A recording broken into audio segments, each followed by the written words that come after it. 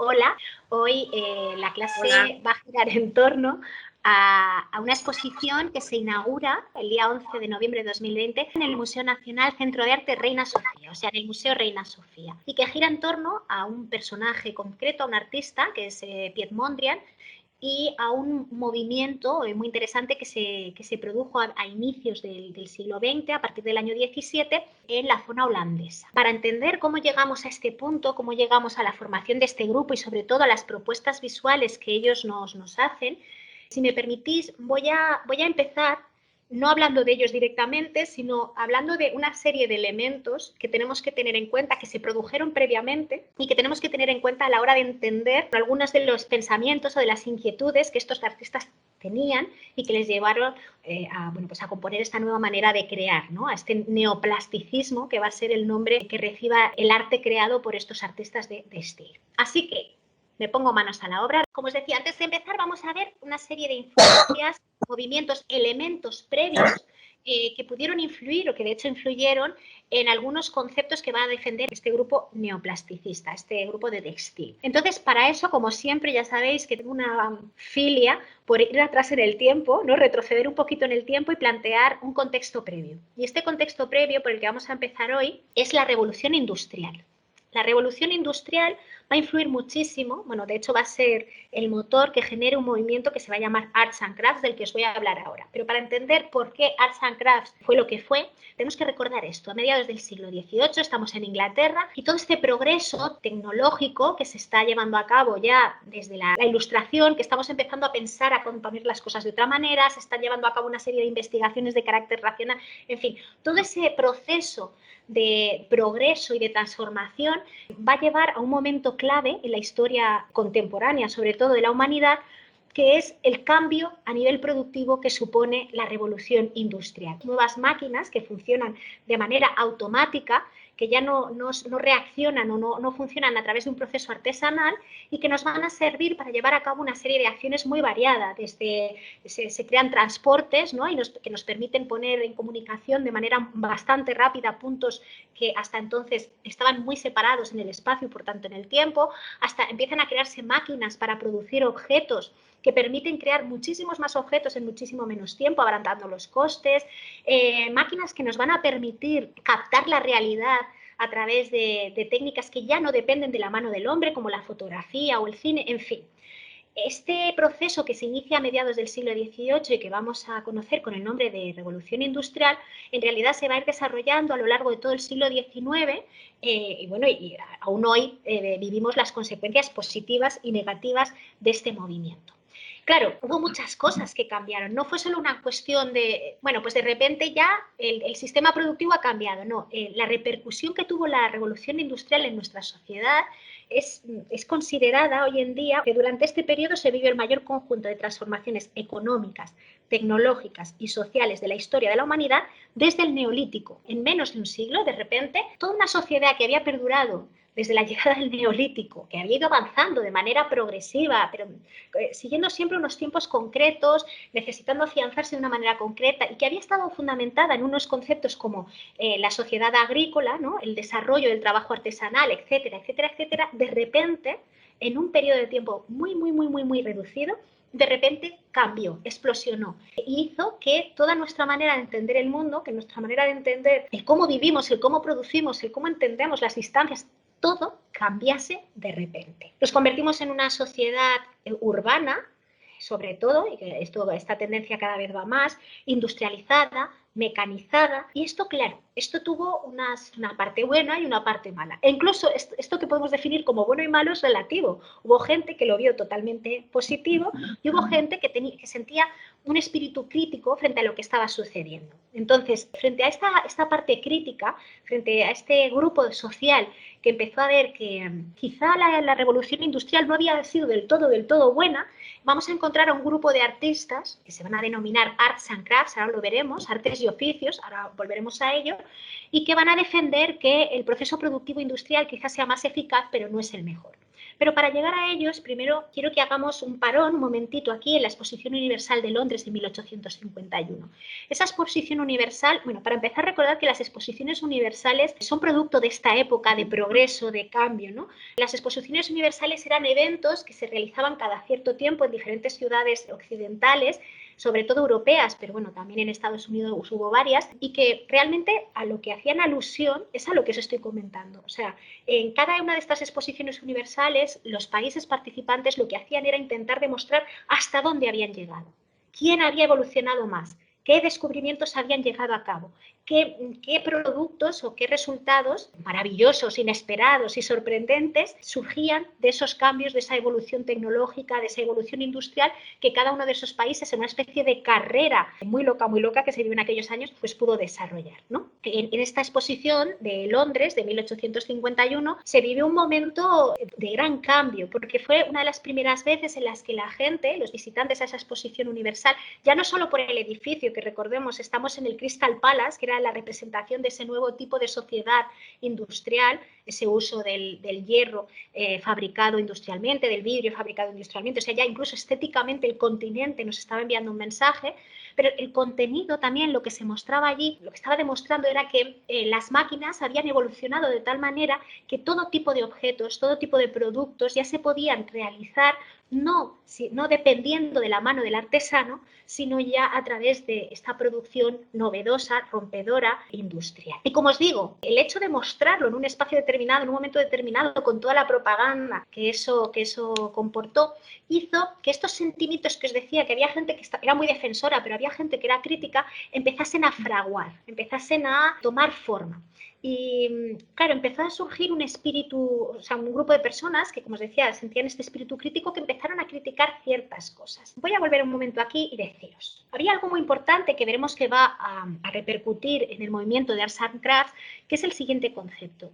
Hasta la llegada de la revolución industrial, la creación de cualquier producto, o sea, con producto me refiero objeto, que puede ser de carácter estético, de carácter funcional, me da igual. La creación de objetos se llevaba a cabo por una serie de artesanos, ¿no? De personas que se habían formado en la técnica, que conocían muy bien las propiedades de la materia, los tiempos que debían dedicarle, que trabajaban de manera colaborativa, porque se trabajaban en talleres donde cada uno cumplía una función, pero todos participaban de esa misma función, ¿no? De ese proceso. Bien, pues esos productos no estaban disponibles para todo el mundo porque precisamente llevaban más tiempo y los costes eran más caros que a nivel industrial, ¿no? Que cuando se empezaron a fabricar a nivel industrial, pero esos productos tenían una calidad bastante importante para empezar, y esto va a ser una de las críticas que se va a hacer a la producción industrial, que la calidad de los productos baja, va perdiendo calidad, como decía, pero además se produce una cosa muy curiosa, y es que hasta entonces en esta creación, en esta producción de carácter artesanal, el artista, el artesano, siempre va a estar en contacto durante todo el proceso con la creación, como os decía.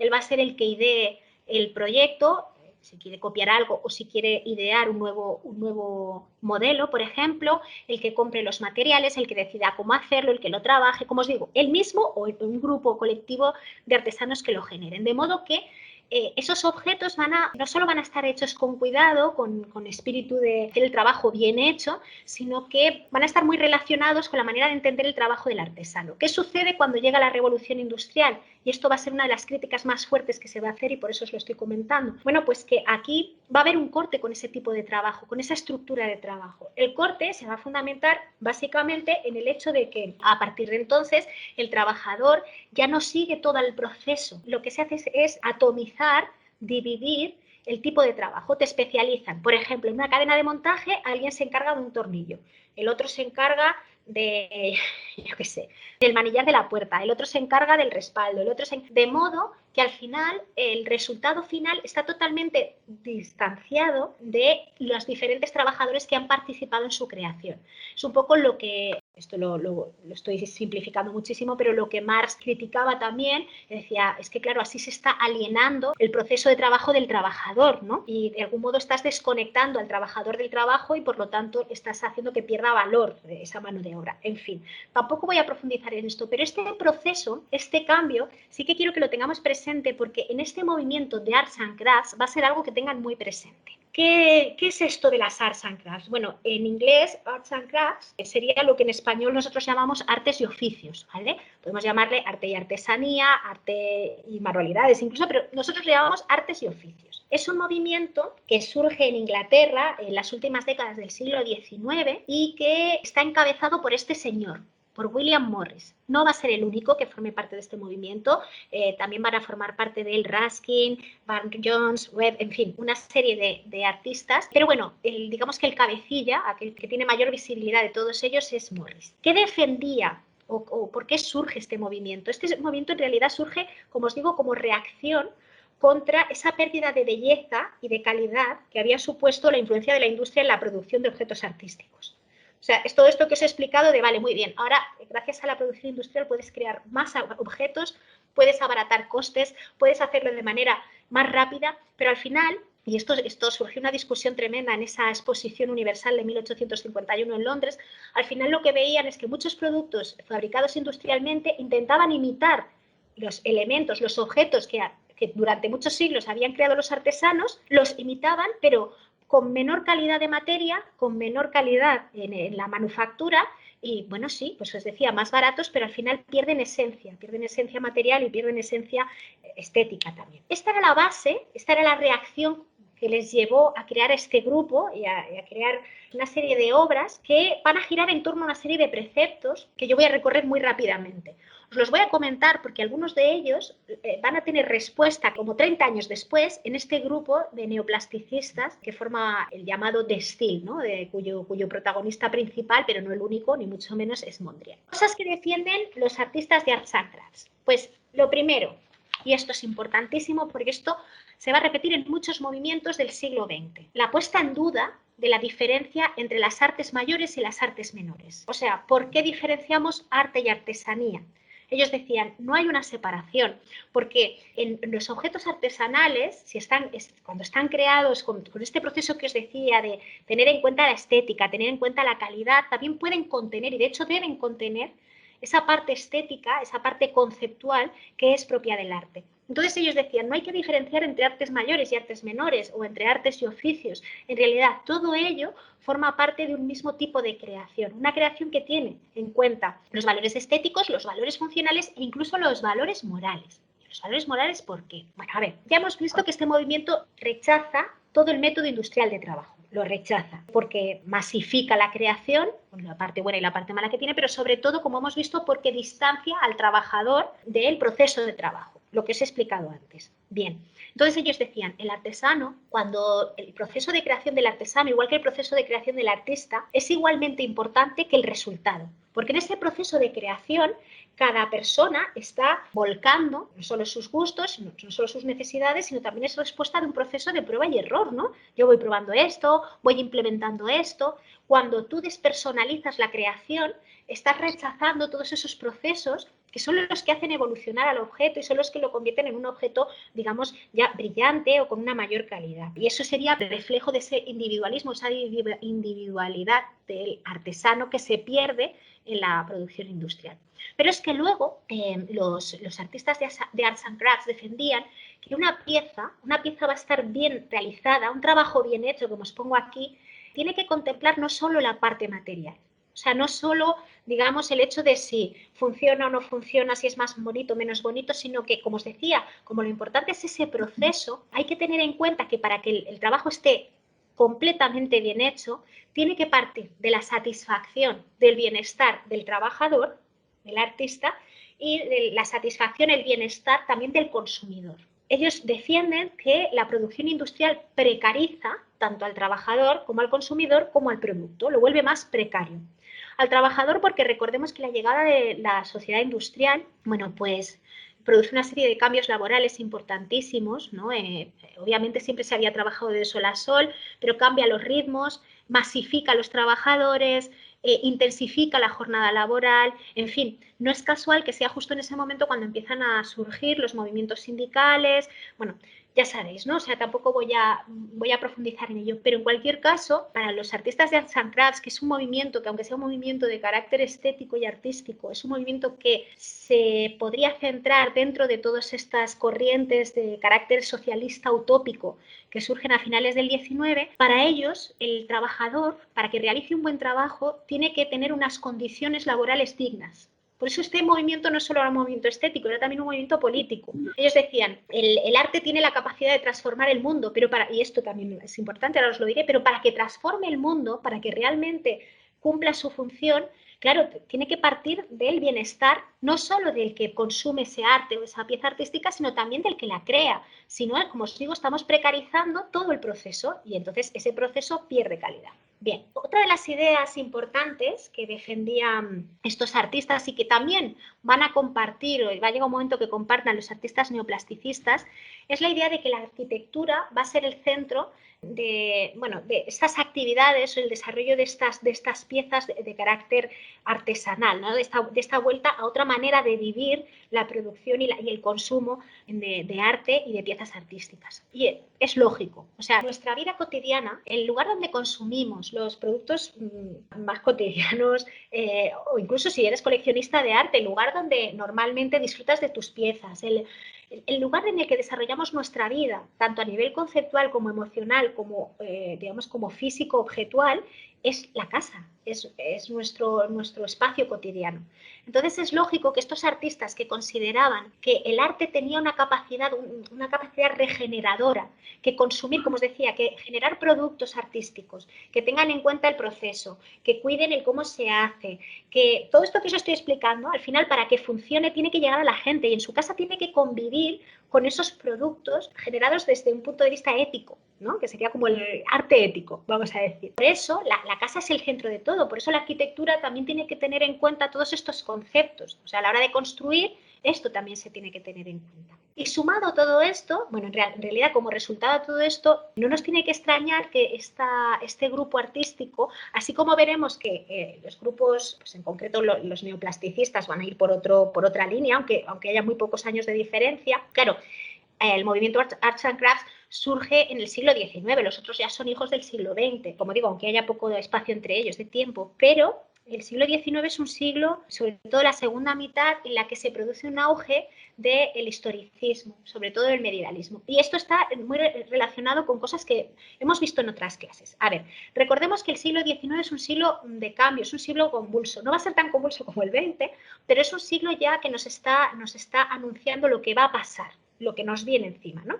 Es un siglo en el que todos estos cambios que he hablado de la revolución industrial, que implica la revolución industrial, ya se asientan, por lo tanto está cambiando totalmente nuestra sociedad, están cambiando nuestras ciudades, está cambiando nuestro sistema productivo, surgen nuevos inventos. Esto conlleva cambios, que los cambios suelen conllevar incertidumbres, pero además es un siglo, sobre todo no solo, digamos en el mundo occidental, es un siglo que está planteando muchos cambios. Está planteando muchos cambios porque, para empezar, se está produciendo una ruptura con respecto a los estados europeos tradicionales. Va a haber incluso tensión militar, o sea, va a haber luchas entre diferentes estados europeos y se van a configurar, reunificándose, separándose, se van a configurar los diferentes estados modernos, y esto va a llevar unos cambios, una sensación de inestabilidad. Se está reconfigurando todo el sistema colonial, o sea, se está produciendo, como os digo, muchísimos cambios. Ante los cambios, y esto lo estamos viviendo ahora, ante los cambios te puedes posicionar de muchas maneras. Yo una parte de la población europea que reaccionó buscando cierta evasión. O sea, vale, está pasando todo esto, pero yo en mi tiempo intelectual voy a intentar llevar a cabo cierta evasión. Esa evasión se podía concretar de diferentes maneras. Había algunos que intentaban evadirse a través, por ejemplo, de una visión idealizada de Oriente. Y por eso se pone muy de moda, entre otras cosas, pero esto también influye en la fuerza con la que el orientalismo entra en las artes europeas, sobre todo a mediados del siglo XIX. Y hay otra tendencia que también se basa en la evasión y que también está relacionada con el nacimiento de los nacionalismos, es que es muy complejo, pero en fin, que es la vuelta al historicismo, ¿no? El resurgir del historicismo. Y en concreto, hay muchas zonas en Europa que alaban, que de algún modo ven de una manera muy idealizada la época medieval, como la época más brillante, como la época más gloriosa de su historia, ¿no?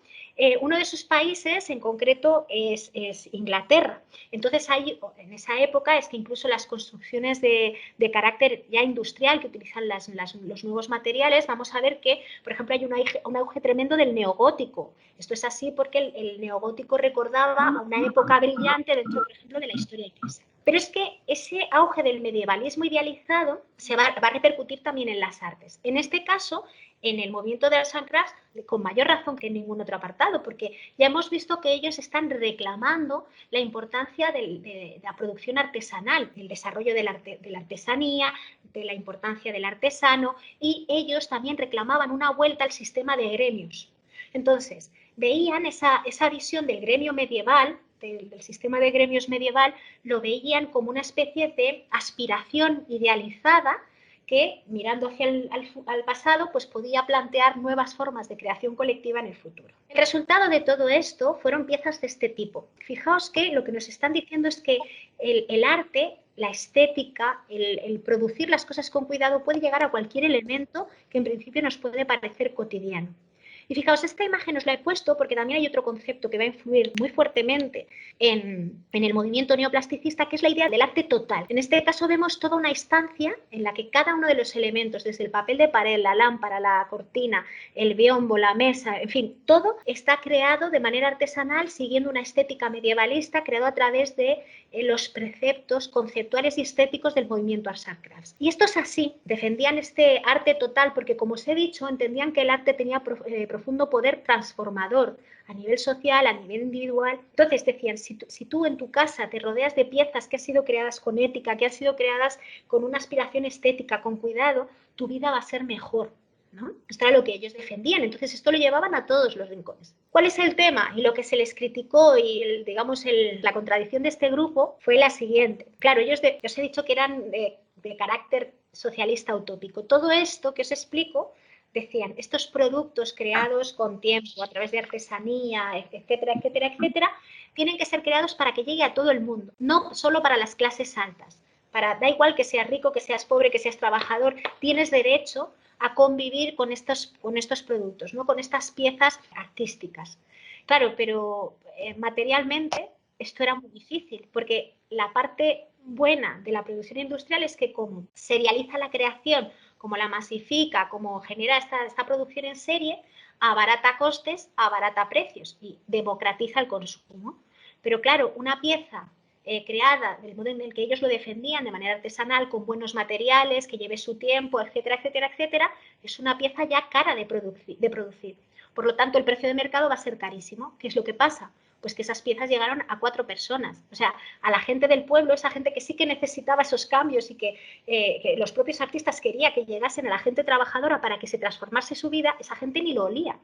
Entonces, se les hizo una crítica muy fuerte diciendo, es que este es un arte de unos pocos para unos pocos. Sí, pero es verdad que cambiaron muchos conceptos, que plantearon ciertos, aunque luego la estética con respecto a los movimientos que vienen después, ya lo veremos, sea totalmente diferente, hay ciertos conceptos que se plantean ya en el movimiento de Arts and Crafts que van a influir en la Bauhaus, van a influir en el movimiento neoplasticista, van a influir sobre muchos proyectos importantísimos para el arte del siglo XX que, como os digo, estéticamente no seguirán la línea de Arts and Crafts, pero sí conceptualmente. Así que ya tenemos un grupo de artistas que de algún modo u otro, ya lo veremos, van a influir en estos artistas neoplasticistas. Ya hemos visto que este movimiento de Arts and Crafts influye enormemente, no de manera evidente, pero sí conceptualmente en algunos puntos del neoplasticismo. Pero hay otros elementos que también influyen en cómo se va concibiendo ese tipo de arte, esa nueva manera de entender la plástica.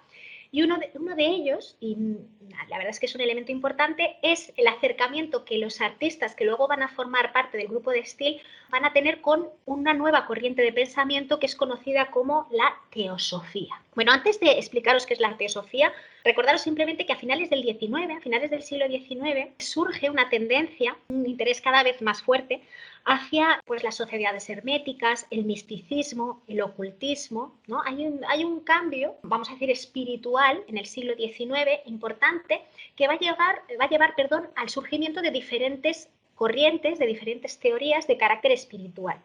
Una de ellas es la teosofía. Para empezar, ¿qué es teosofía? Bueno, antes de hablaros de qué es teosofía, fijaos en el nombre. Ya el propio nombre nos va acercando, nos va dando pistas. Teosofía está conformado la palabra por dos términos griegos, que serían por un lado teos, que es Dios, y por otro sofía, que es sabiduría, como vemos aquí. Y antes de explicaros de qué trata exactamente, quiero presentaros a la persona que fundó esta corriente, que creó esta teoría de la teosofía, que es esta mujer, Elena Petrovna, ¿vale?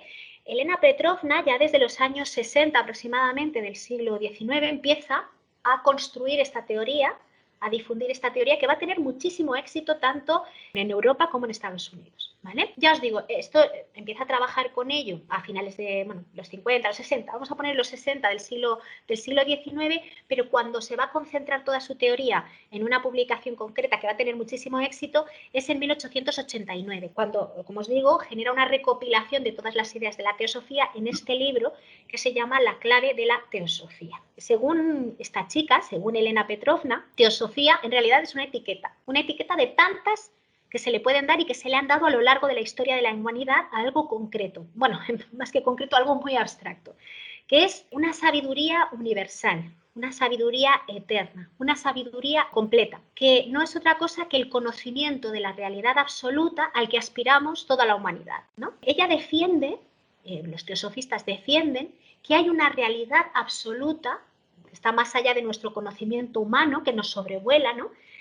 Que está formada, esta teoría está muy influida por muchas corrientes de pensamiento y muchas religiones, podéis ver en su propio emblema, pero realmente está muy influida por el sistema de pensamiento neoplatónico, ¿vale? La teoría de las ideas, en fin, igual luego lo hablamos. Pero en cualquier caso, ella defendían, estos teólogos de la teosofía, defendían que existe una realidad absoluta, no discutible, que está más allá de nuestro mundo material y que nosotros a veces podemos ir acercándonos a ella, podemos hacer esfuerzos por acercarnos a ella, pero que es un camino duro, es un proceso duro, ¿no? Es un proceso en el que tenemos que buscar la manera de enfrentarnos, de poder superar nuestras limitaciones como humanos para acceder a esa visión total y absoluta de la verdad.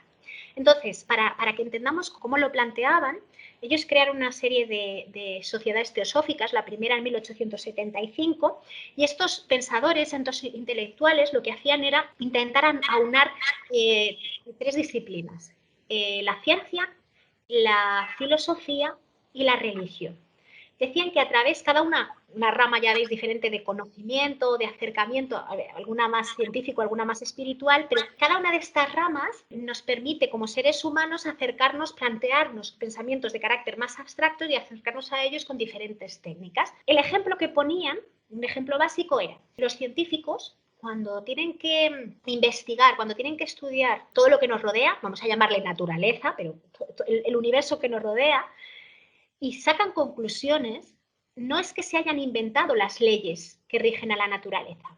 Por ejemplo, cuando surge la teoría de la relatividad, no es que Einstein se inventase que existe la relatividad, es que comprobó que existía y él generó las leyes sometiéndolo a investigación, a observación empírica, a un proceso de hipótesis, ¿no?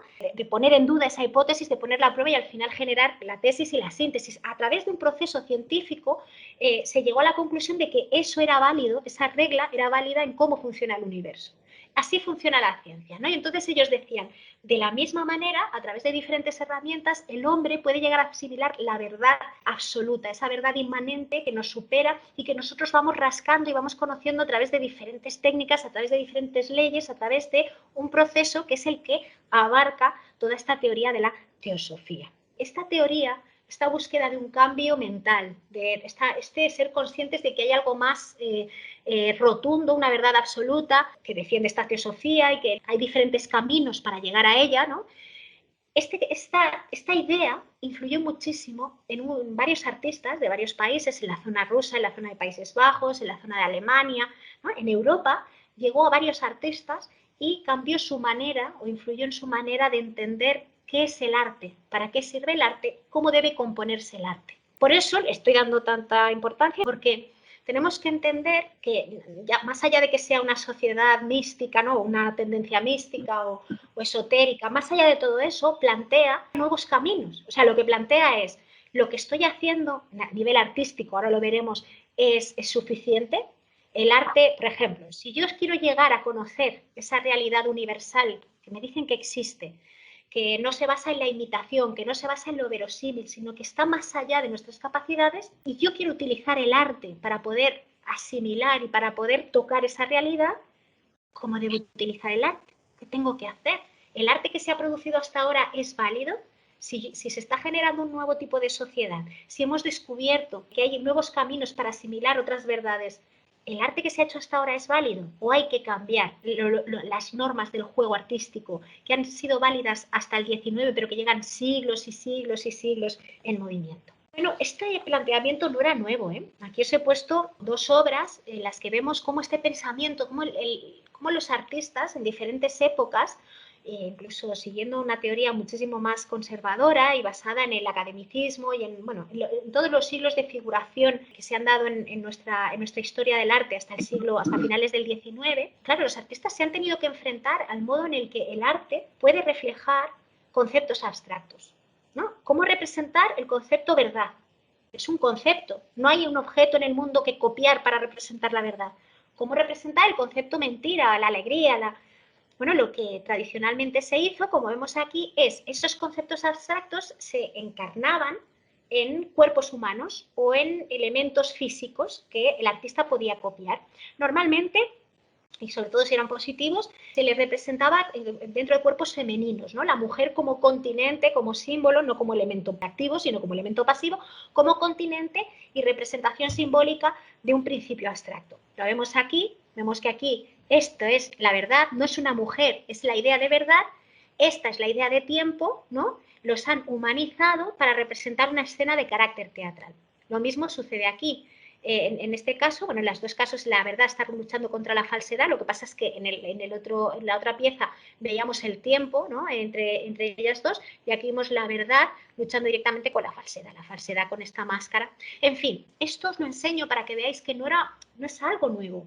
Lo que pasa es que, claro, ha habido un cambio. Vamos a ver que, ya hemos visto, ha llegado la revolución industrial.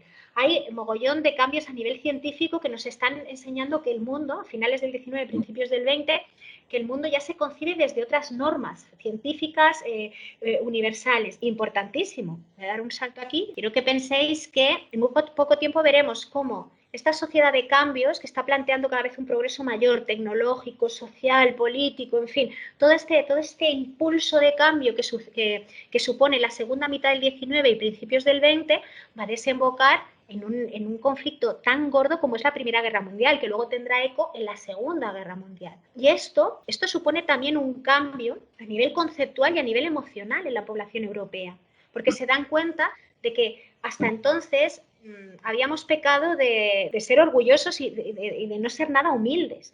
Nos considerábamos, los europeos, los occidentales, nos considerábamos como el cenit de la evolución. Todos los progresos que se iban sucediendo unos tras otros, cada vez a un ritmo mayor, solo podían ser positivos y cada vez más positivos. Y bueno, las posiciones universales, todo esto que os he explicado, cada vez a ver quién daba más. Y de repente hay un conflicto tremendo que siembra el caos en Europa, que causa la muerte de miles de ciudadanos, de millones de ciudadanos, y que finalmente demuestra que esa evolución, que ese desarrollo tecnológico, técnico, que ese desarrollo no solo lleva a un progreso positivo, también puede llevarnos a la devastación más absoluta, ¿no? Entonces, todo esto que os estoy diciendo, toda esta época de cambios, va relacionada con una sensación de inestabilidad, de cambio, de me estoy enfrentando a una nueva sociedad. Detrás de todos estos cambios, detrás de toda esta incertidumbre, hay una realidad que va más allá de mí. Pero ¿cómo representarla? ¿Cómo asirla? ¿Cómo llegar a ella? ¿No? Bueno, esta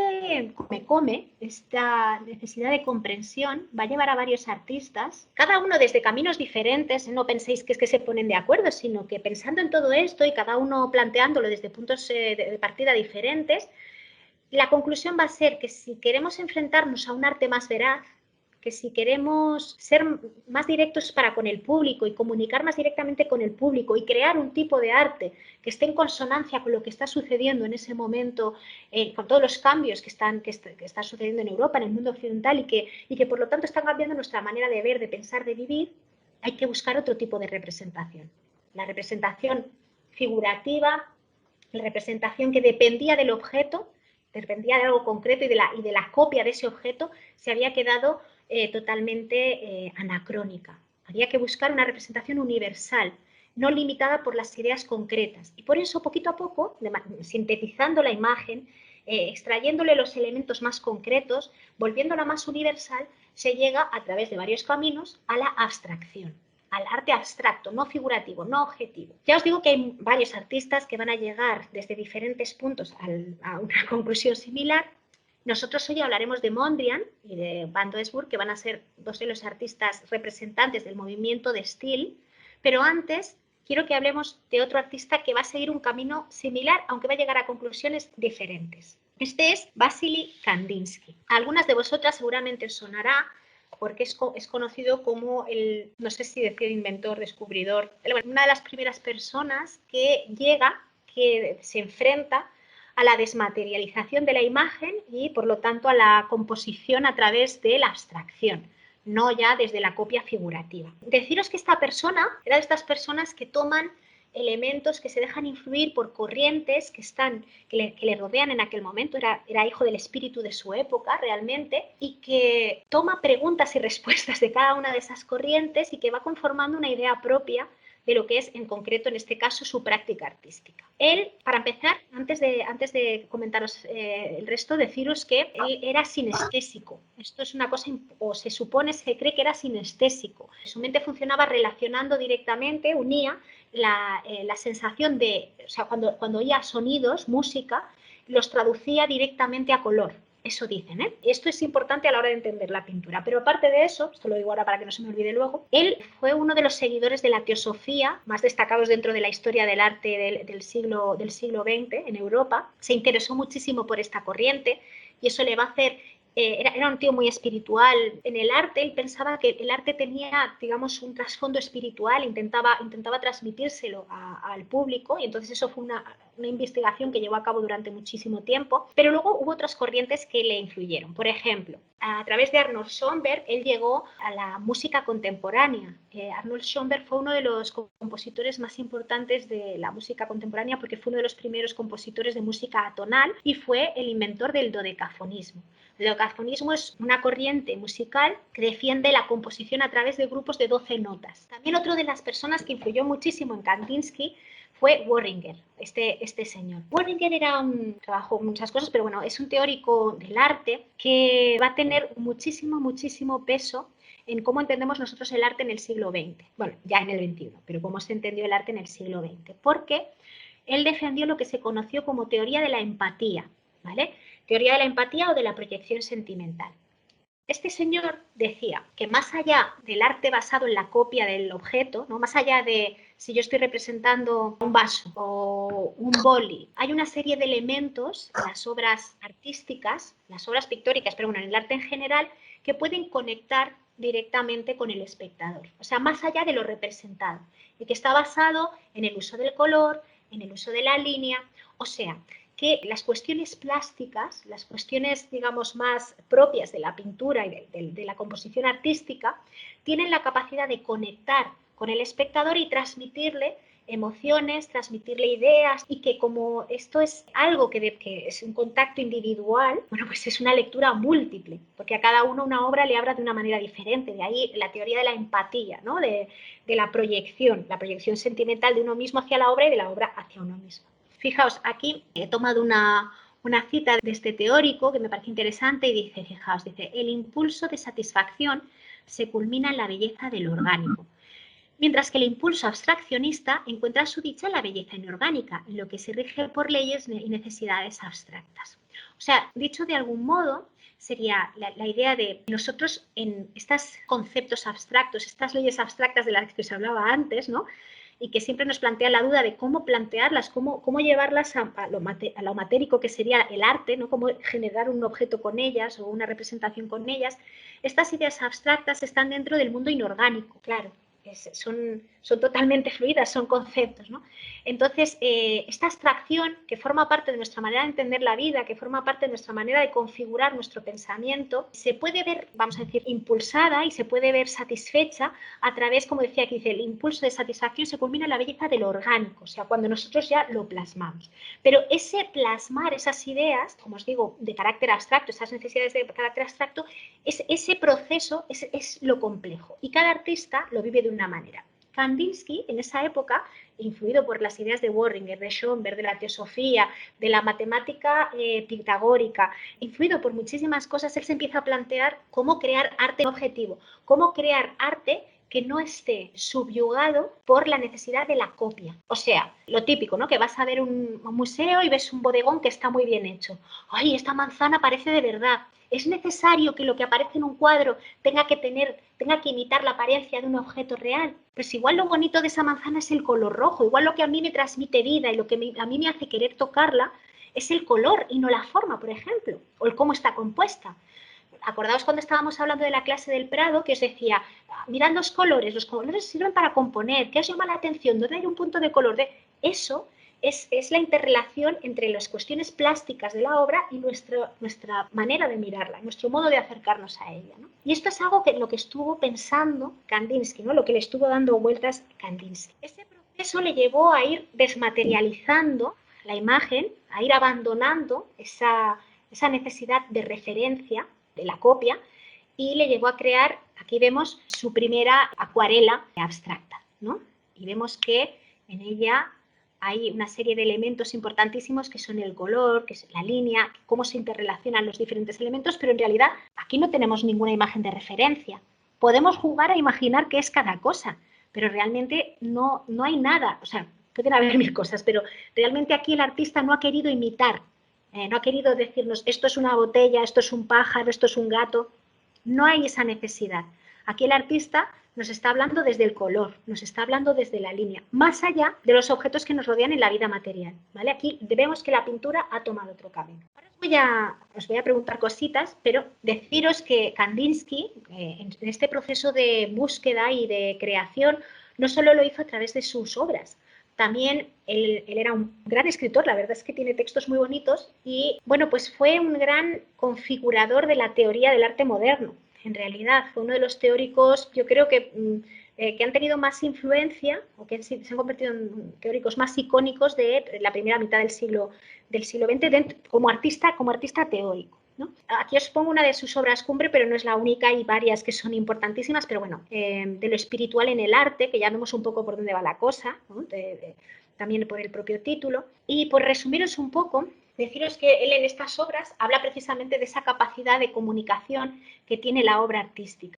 Nos puede transmitir sensaciones, emociones, como os digo, que no hace falta que esté imitando nada, que esté representando nada concreto, sino que el propio uso de la línea, del plano, del color y de la forma nos puede permitir contactar, conectar con la obra y generar, a través de esa teoría de la empatía que hemos visto de Worringer, generar conexiones con ella y sentir cosas, ¿no? Entonces él empezó a analizar. Yo ahora os voy a explicar un poco, pero luego quiero que me digáis si estáis de acuerdo, si lo vivís de la misma manera. Os pondré una obra y me decís, ¿vale?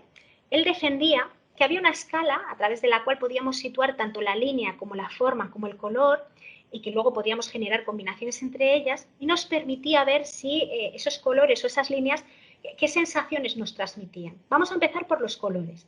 Él decía, los colores primos tradicionales, que son estos, el amarillo, el rojo y el azul, los colores primos nos transmiten unas sensaciones a los espectadores, ¿no? Cuando estamos mirando, estamos ante una obra, cada color nos aporta una emoción diferente, una sensación. Él decía que el color amarillo era el color más agudo, más cálido, más intenso. Era casi como una especie de rayo que penetraba en el cuadro y que llamaba nuestra atención de manera muy directa, ¿no? Que era muy dinámico. Luego, en esta escala entre el calor y el frío, entre el dinamismo y la tranquilidad, vamos a decir, situaba el rojo. El rojo es un color intenso, el rojo es un color cálido, pero si os fijáis, es un color que asienta muchísimo más nuestra visión. El amarillo es como más punzante. Él decía que el rojo daba ímpetu a la obra, pero era más moderado, digamos, estaba atemperado, vamos a decir. Y por último tenemos el azul que tradicionalmente se ha relacionado o con la calma o con la tristeza, es un color frío que nos aleja, que da menos dinamismo al cuadro, ¿no? Paraliza la composición. Esto en cuanto a los colores. Y todas las combinaciones que se pueden hacer entre ellos, pues irán surgiendo a partir de estos conceptos que os acabo de explicar. En cuanto a la línea y la forma, bueno, pues él veía el punto, proyectando el punto tienes la línea y cruzando líneas tienes ángulos. Bien, pues dependiendo de la forma, si es un ángulo agudo, pues es una forma mucho más punzante, lo vemos como un triángulo, ¿veis? Mucho más punzante, mucho más agresiva. El ángulo recto es un ángulo que asienta, como os digo, que es igual que el rojo, actúa de una manera similar, como vemos que asienta, que da como base y atempera la composición, y los ángulos obtusos él los relacionaba con las circunferencias, son composiciones que no son nada punzantes y por lo tanto rebajan, tranquilizan la composición. Bueno, todo esto, en realidad, él al final era la base teórica con la que componía sus obras. ¿Conocíais la obra de Kandinsky? Yo estuve viendo la exposición de él hace, no sé, 4 o 5 años y me encantó, me encanta.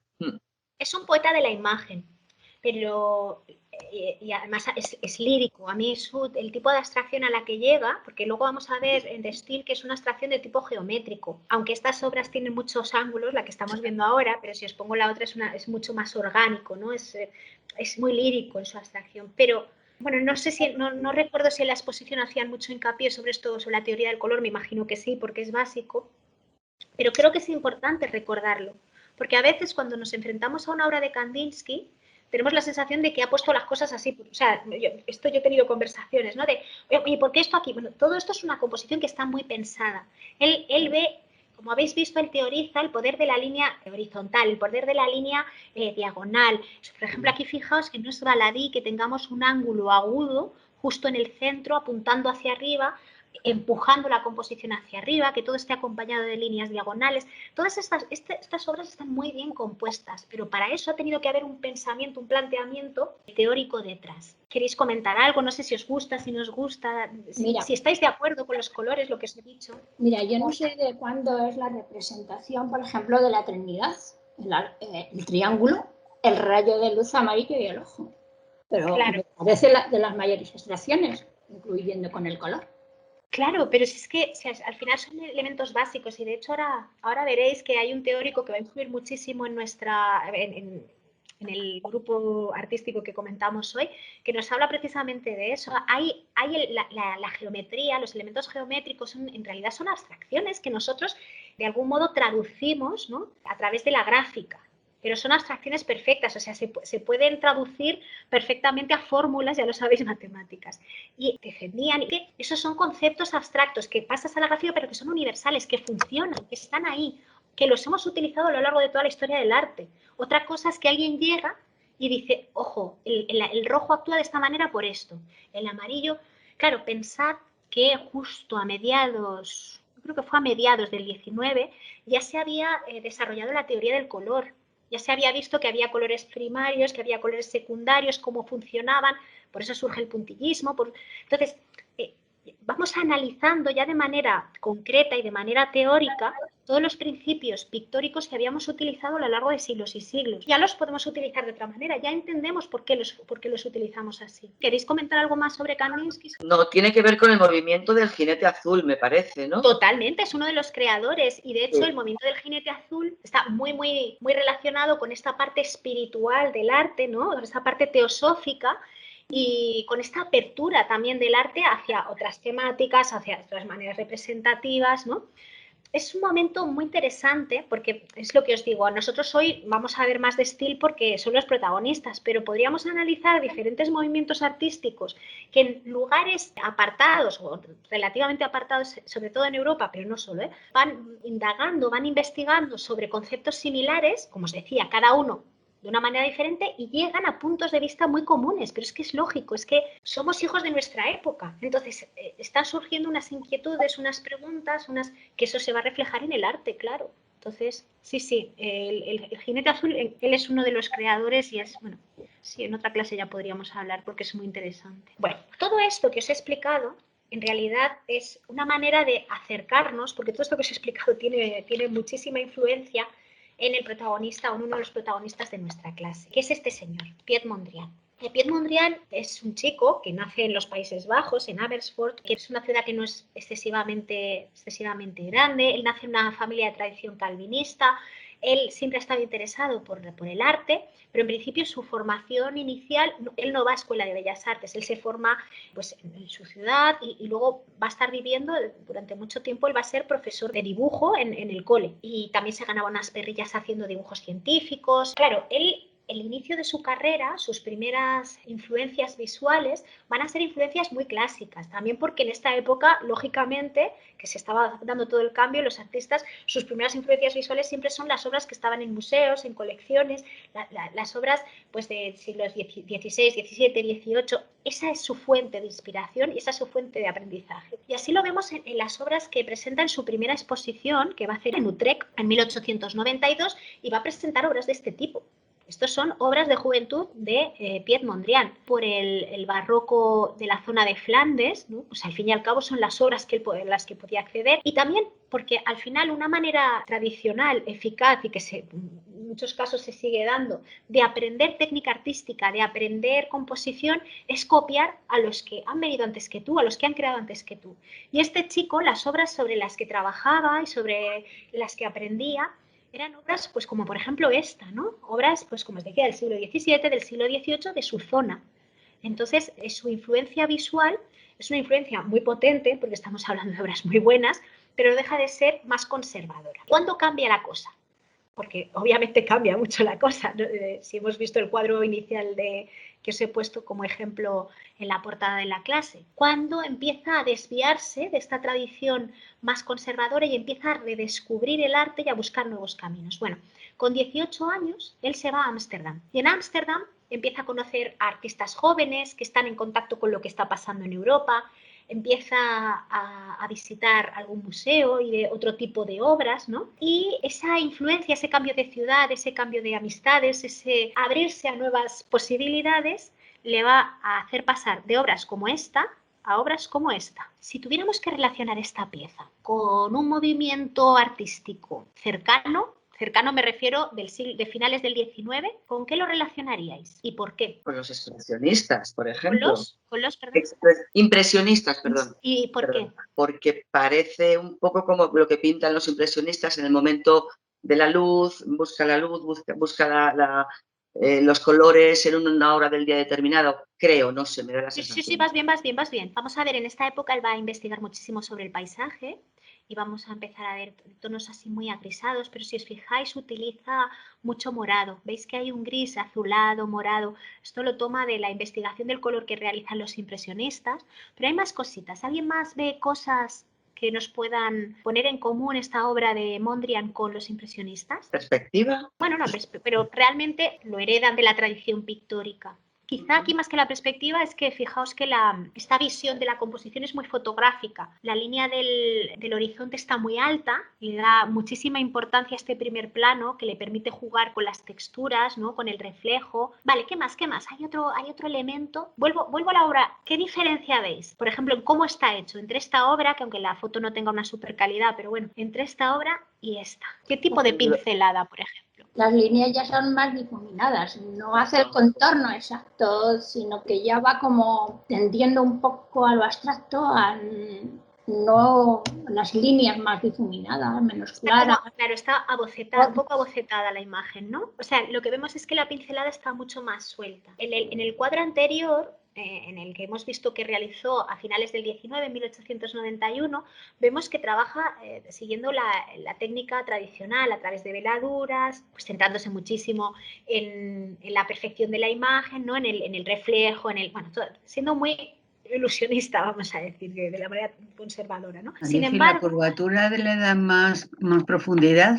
La curvatura. Sí, claro, por eso os digo que es una composición súper moderna. Dices del río, ¿no? Que genera un fuera de campo. La curvatura del horizonte. Sí. Pero pasa de difuminar las líneas luego a que son todo líneas. Claro, porque fijaos que son pinceladas. En realidad es el juego con el pincel. Ya no trabajas por capas de pintura en la que tu gesto no tiene ninguna presencia, como sería a través de la veladura, sino que aquí lo que transmite la sensación de textura, de movimiento, casi bueno, sí, de atmósfera, es la presencia de una pincelada mucho más suelta. ¿Veis?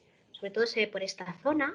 También lo podemos ver, fijaos que las copas estas copas de estos árboles es una masa de color creada a través de pinceladas, es una mancha de color, ¿no? Está descomponiendo la imagen, realmente lo que está haciendo es acercándose a movimientos. Ha descubierto que en los últimos 20 años, 30 años en Europa se ha investigado muchísimo sobre la imagen y han empezado a surgir nuevos movimientos estéticos y él está investigando. Fijaos, el siguiente paso. Y está descomponiendo la imagen. Está descomponiendo la imagen, sí, sí. Descomponerla hasta el punto de que luego solo hay colores y líneas. Claro, claro, si es que ese es el proceso que va a seguir. Y lo interesante, que es justo ese proceso, luego lo veremos, lo interesante no solo es el proceso, sino por qué se plantea ese proceso y cómo lo hace, ¿no? Va desmaterializando la imagen, se va separando sobre todo de la copia, digamos, perfecta, de la copia, de la ilusión de la copia perfecta. Ya dice, igual no tengo que copiar para que parezca la manzana, el brillito, no, no. Igual si yo suelto mi pincelada puedo generar una sensación de mucha más realidad, porque nosotros no percibimos la realidad en todo su detalle. Cuando hay veces que tú estás viendo la bruma y tú no ves la definición del perfil de cada uno de los objetos y sin embargo estás percibiendo una realidad temporal, lumínica, que quizás es mucho más eficaz seguir esta técnica abocetada de pincelada suelta de los impresionistas para captar esa sensación que un cuadro mucho más definido, mucho más tradicional, mucho más academicista, como por ejemplo el que hemos visto en la primera época. ¿Qué vemos aquí? Venga, ¿qué veis aquí? ¿Hay corrientes estéticas que veis que han podido influir en esta obra? Aquí os puede recordar. Por ejemplo, si nos centramos en el cielo, ¿cómo ha compuesto este cielo? Puntillismo, podría ser. Por ejemplo, ¿veis? Se va acercando, ya va conociendo las técnicas posimpresionistas. Entonces, vemos cómo son manchas de color. El puntillismo mucho más expresionista, vamos a decir, mucho más bruto, ¿no? Pero vemos cómo se ve sobre todo en esta zona de aquí, porque aquí casi podría parecer otro tipo de pincelada, pero aquí vemos perfectamente cómo está compuesto el cielo de esta manera. Y estas líneas, fijaos, esta zona de aquí, ¿os recuerdan a algo? Están reflejados en el agua. Que se reflejan en el agua, pero con el agua moviéndose. Claro, fijaos, nos recuerda un poquito la pincelada de Van Gogh, un poco, sí. O sea, está acercándose muchísimo como os digo, al posimpresionismo. Pero es que además vamos viendo, fijaos en el color. El color cada vez está siendo como más artificial, podríamos decir, ¿no? Se está empezando a alejar del color natural. No intenta copiar el color natural de las cosas. Voy a dejar eso ahí y os voy a explicar esto. Y ahora volveremos al color. Mondrian, en esa época en la que está descubriendo nuevos movimientos artísticos, está introduciendo esas nuevas posibilidades estéticas y plásticas en su obra y está buscando otras maneras de representar, en esa época entra en contacto con la teosofía, con esa religión, ese pensamiento que os he estado explicando antes, ¿no? Y le influye muchísimo, igual que le pasó a Kandinsky, ¿no? Es de, claro, bien, hay toda una serie de caminos que nos pueden llevar a representar la verdad. La verdad es muy amplia, ¿eh? No solo tienes que imaginar una especie de ámbito superior de las ideas. El tema es cómo llegar a esas verdades, cómo llegar a esos conceptos a través de la pintura, ¿no? Por ejemplo, aquí, si yo quiero hablar de la evolución como concepto general, ¿cómo lo puedo representar a través de una imagen concreta? Entonces, él, en principio, empezó a investigar los códigos del simbolismo, que al final el simbolismo era ya un movimiento ya pasado, había quedado anacrónico, pero es verdad que podía estar algo conectado con estas ideas más espirituales, digamos, más conceptuales, más abstractas, porque al final lo que hacía el simbolismo es utilizar la imagen, componer la imagen, aunque tuviera una apariencia clásica, para hablarnos de símbolos, de carácter onírico, de carácter conceptual.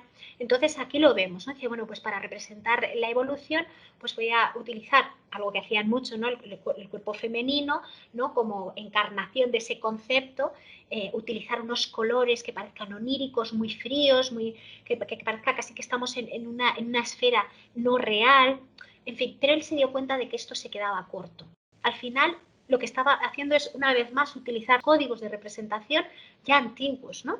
Entonces era de, no, si yo quiero representar esa realidad absoluta, esa realidad conceptual o esas realidades conceptuales, el simbolismo tampoco sirve. Y él sigue investigando. Y llegamos a cosas como esta. ¿Hay algún movimiento que podáis relacionar, que veáis que dices, ay, mira, esto me resuena a no sé qué grupo o a no sé qué movimiento artístico? ¿Qué uso del color hace aquí? ¿Qué estáis observando aquí? ¿Qué ha pasado con el color? ¿Qué tipo de color está utilizando? ¿Es un color que está intentando imitar la realidad? ¿Es un color descriptivo? No, es un color impactante. Impactante, es una gran palabra. Claro, es un color que apela más a la emoción que a la descripción, ¿no? Pero a una emoción destructiva, es óxido, es hierro oxidado. ¡Qué maravilla! Fíjate, a mí no me lleva a la destrucción, pero guay. Fíjate cómo toda la teoría de la empatía que hemos visto antes, ¿no? Como a cada uno ese color le resuena de una manera o ese uso del color. En cualquier caso, seguimos viendo este tipo de cielos que hemos visto antes, pero aquí va descomponiendo cada vez más.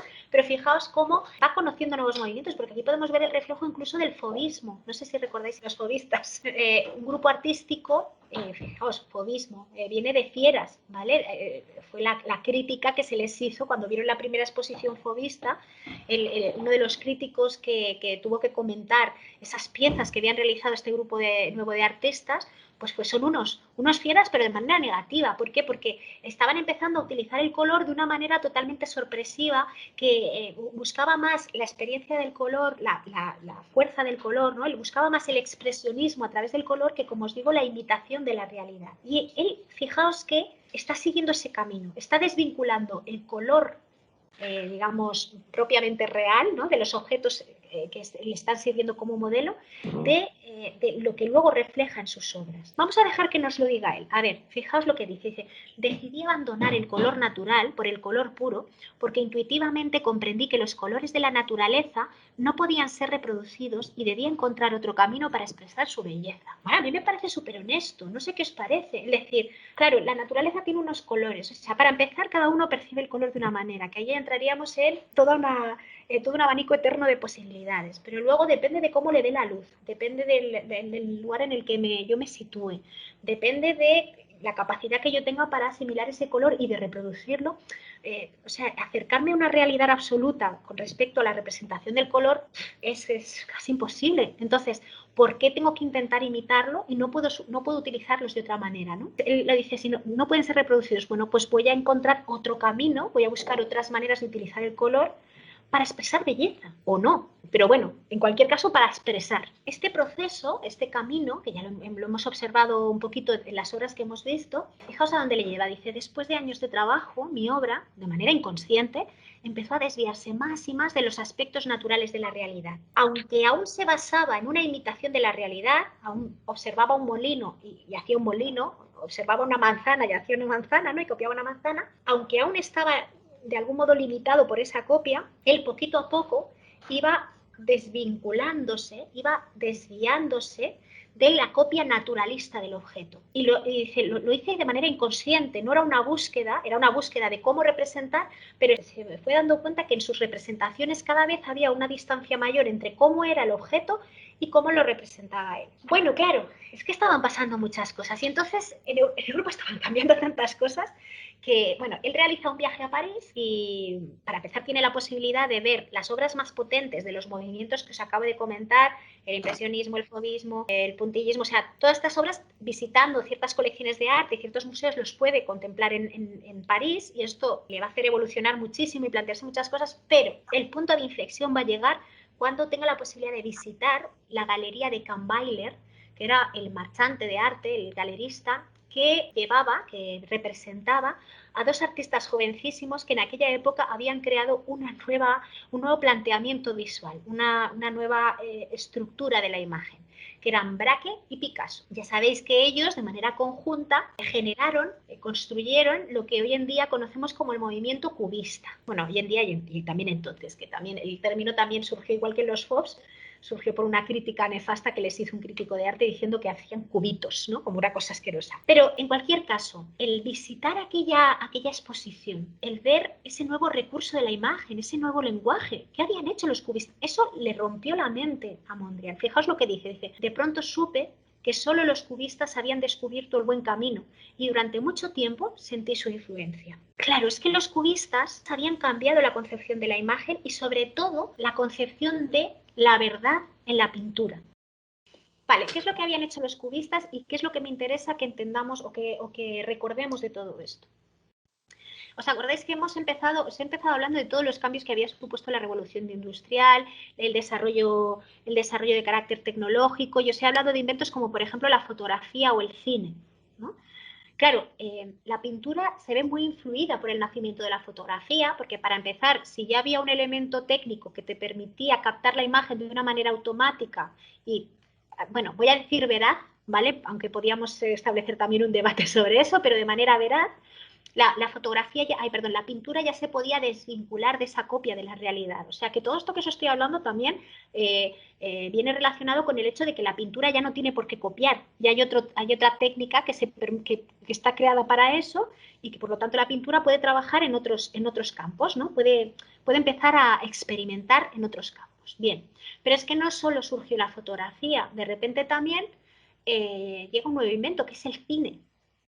Y el cine lo que nos aporta es la capacidad de reproducir imagen en movimiento. Por lo tanto, de introducir el factor tiempo en la imagen, ¿no? Claro, eso hasta entonces no se había podido hacer. Bueno, sí, con la linterna mágica, pero bueno, no exactamente. La imagen en movimiento nace con el cine. Entonces, esto es un golpe muy fuerte dentro del mundo del arte. No digo golpe negativo, digo golpe positivo. De repente se dan cuenta de que la imagen estática ya no representa esa época, ya ha cambiado muchas cosas, ya os he dicho, ya hay un dinamismo relacionado con la llegada del coche, del tren, incluso del avión, el movimiento, el tiempo. Ya se juega en otro terreno, en esa nueva Europa, en ese nuevo Occidente, ¿no? Entonces, la pintura, que ya se ha liberado del yugo de la imitación, bueno, se ve en la obligación también de introducir, de investigar cómo ese factor tiempo puede influir en el modo de representar los objetos. Que si nosotros queremos representar un objeto en toda su verdad, tenemos que introducir también movimiento a través de ella, igual que el cine.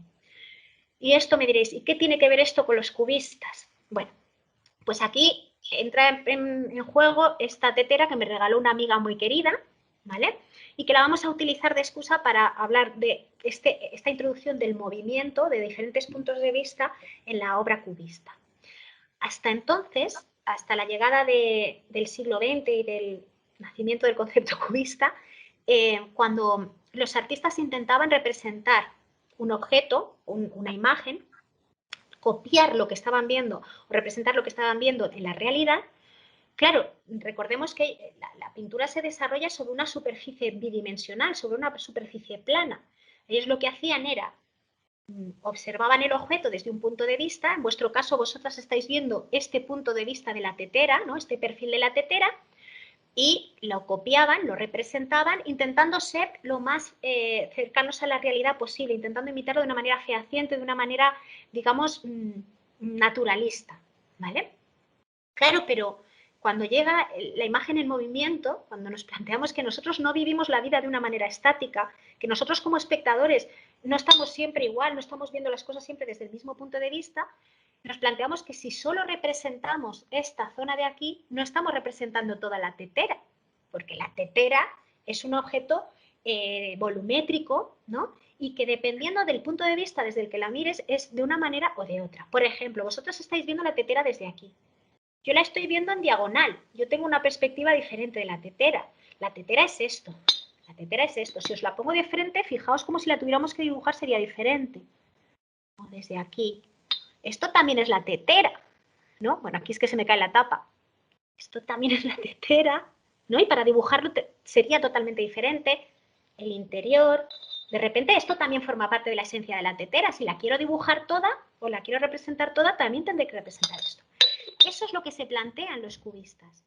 Claro, como yo dentro de una imagen de un lienzo, un soporte bidimensional, no puedo introducir el factor tiempo en movimiento, como haría el cine, tienen que buscar una manera, y además es mucho más complejo, porque se basa en arte primitivo, bueno, investigan una serie de caminos plásticos que les lleva a decir, vale, si yo quiero representar, en este caso la tetera, en toda su realidad, en todo su conjunto, lo que voy a tener que hacer es, como hace el cine, ir creando fotogramas, facetas, ¿no? Vamos a llamarle, diferentes puntos de vista de la tetera, desde aquí, desde aquí, desde aquí, desde aquí, desde aquí. O sea, voy a descomponer la imagen, como creando fotogramas, ¿no?, de cada uno de los puntos de vista de la imagen, la voy a separar. Y luego lo voy a volver a unir en un mismo plano, porque como el espectador, el soporte no va a permitir un movimiento, en vez de ponerlos por separado como en el cine y que los veas en continuidad, los voy a sintetizar en un mismo plano. Y claro, el tipo de imagen que resulta es este tipo de imagen, una imagen facetada, una imagen que vemos que se ha ido descomponiendo, que se ha ido facetando, que se ha ido atomizando, pero que luego lo que nos va mostrando cada una de esas facetas que vemos, cada uno de esos planos que vemos, en realidad forman parte de un punto de vista diferente, en este caso no es un objeto, es una persona representada. Lo vemos también aquí, por ejemplo, ahora vuelvo ahí, Lo vemos también aquí, o sea, el concepto es similar, aunque exactamente no el mismo, pero vemos cómo seguimos hablando de facetas, seguimos hablando de ir planteando diferentes puntos de vista para componer la imagen. Cuando Mondrian se acerca a las obras cubistas, dice esto, dice, de pronto supe que solo los cubistas habían descubierto el buen camino y durante mucho tiempo sentí su influencia. Si yo quiero representar la realidad, jolín, un camino es representarla en su totalidad. Entonces él empieza a trabajar poquito a poco descomponiendo la imagen. Quiero que penséis en su primer bodegón y fijaos, en poquito tiempo, en 20 años, todo lo que he ido recorriendo, ¿no? Vale. Entonces los naturalistas realmente lo que estaban dibujando o expresando era nuestra incapacidad para ver el todo, porque solo veíamos lo que tenemos enfrente. El naturalista no pinta el todo.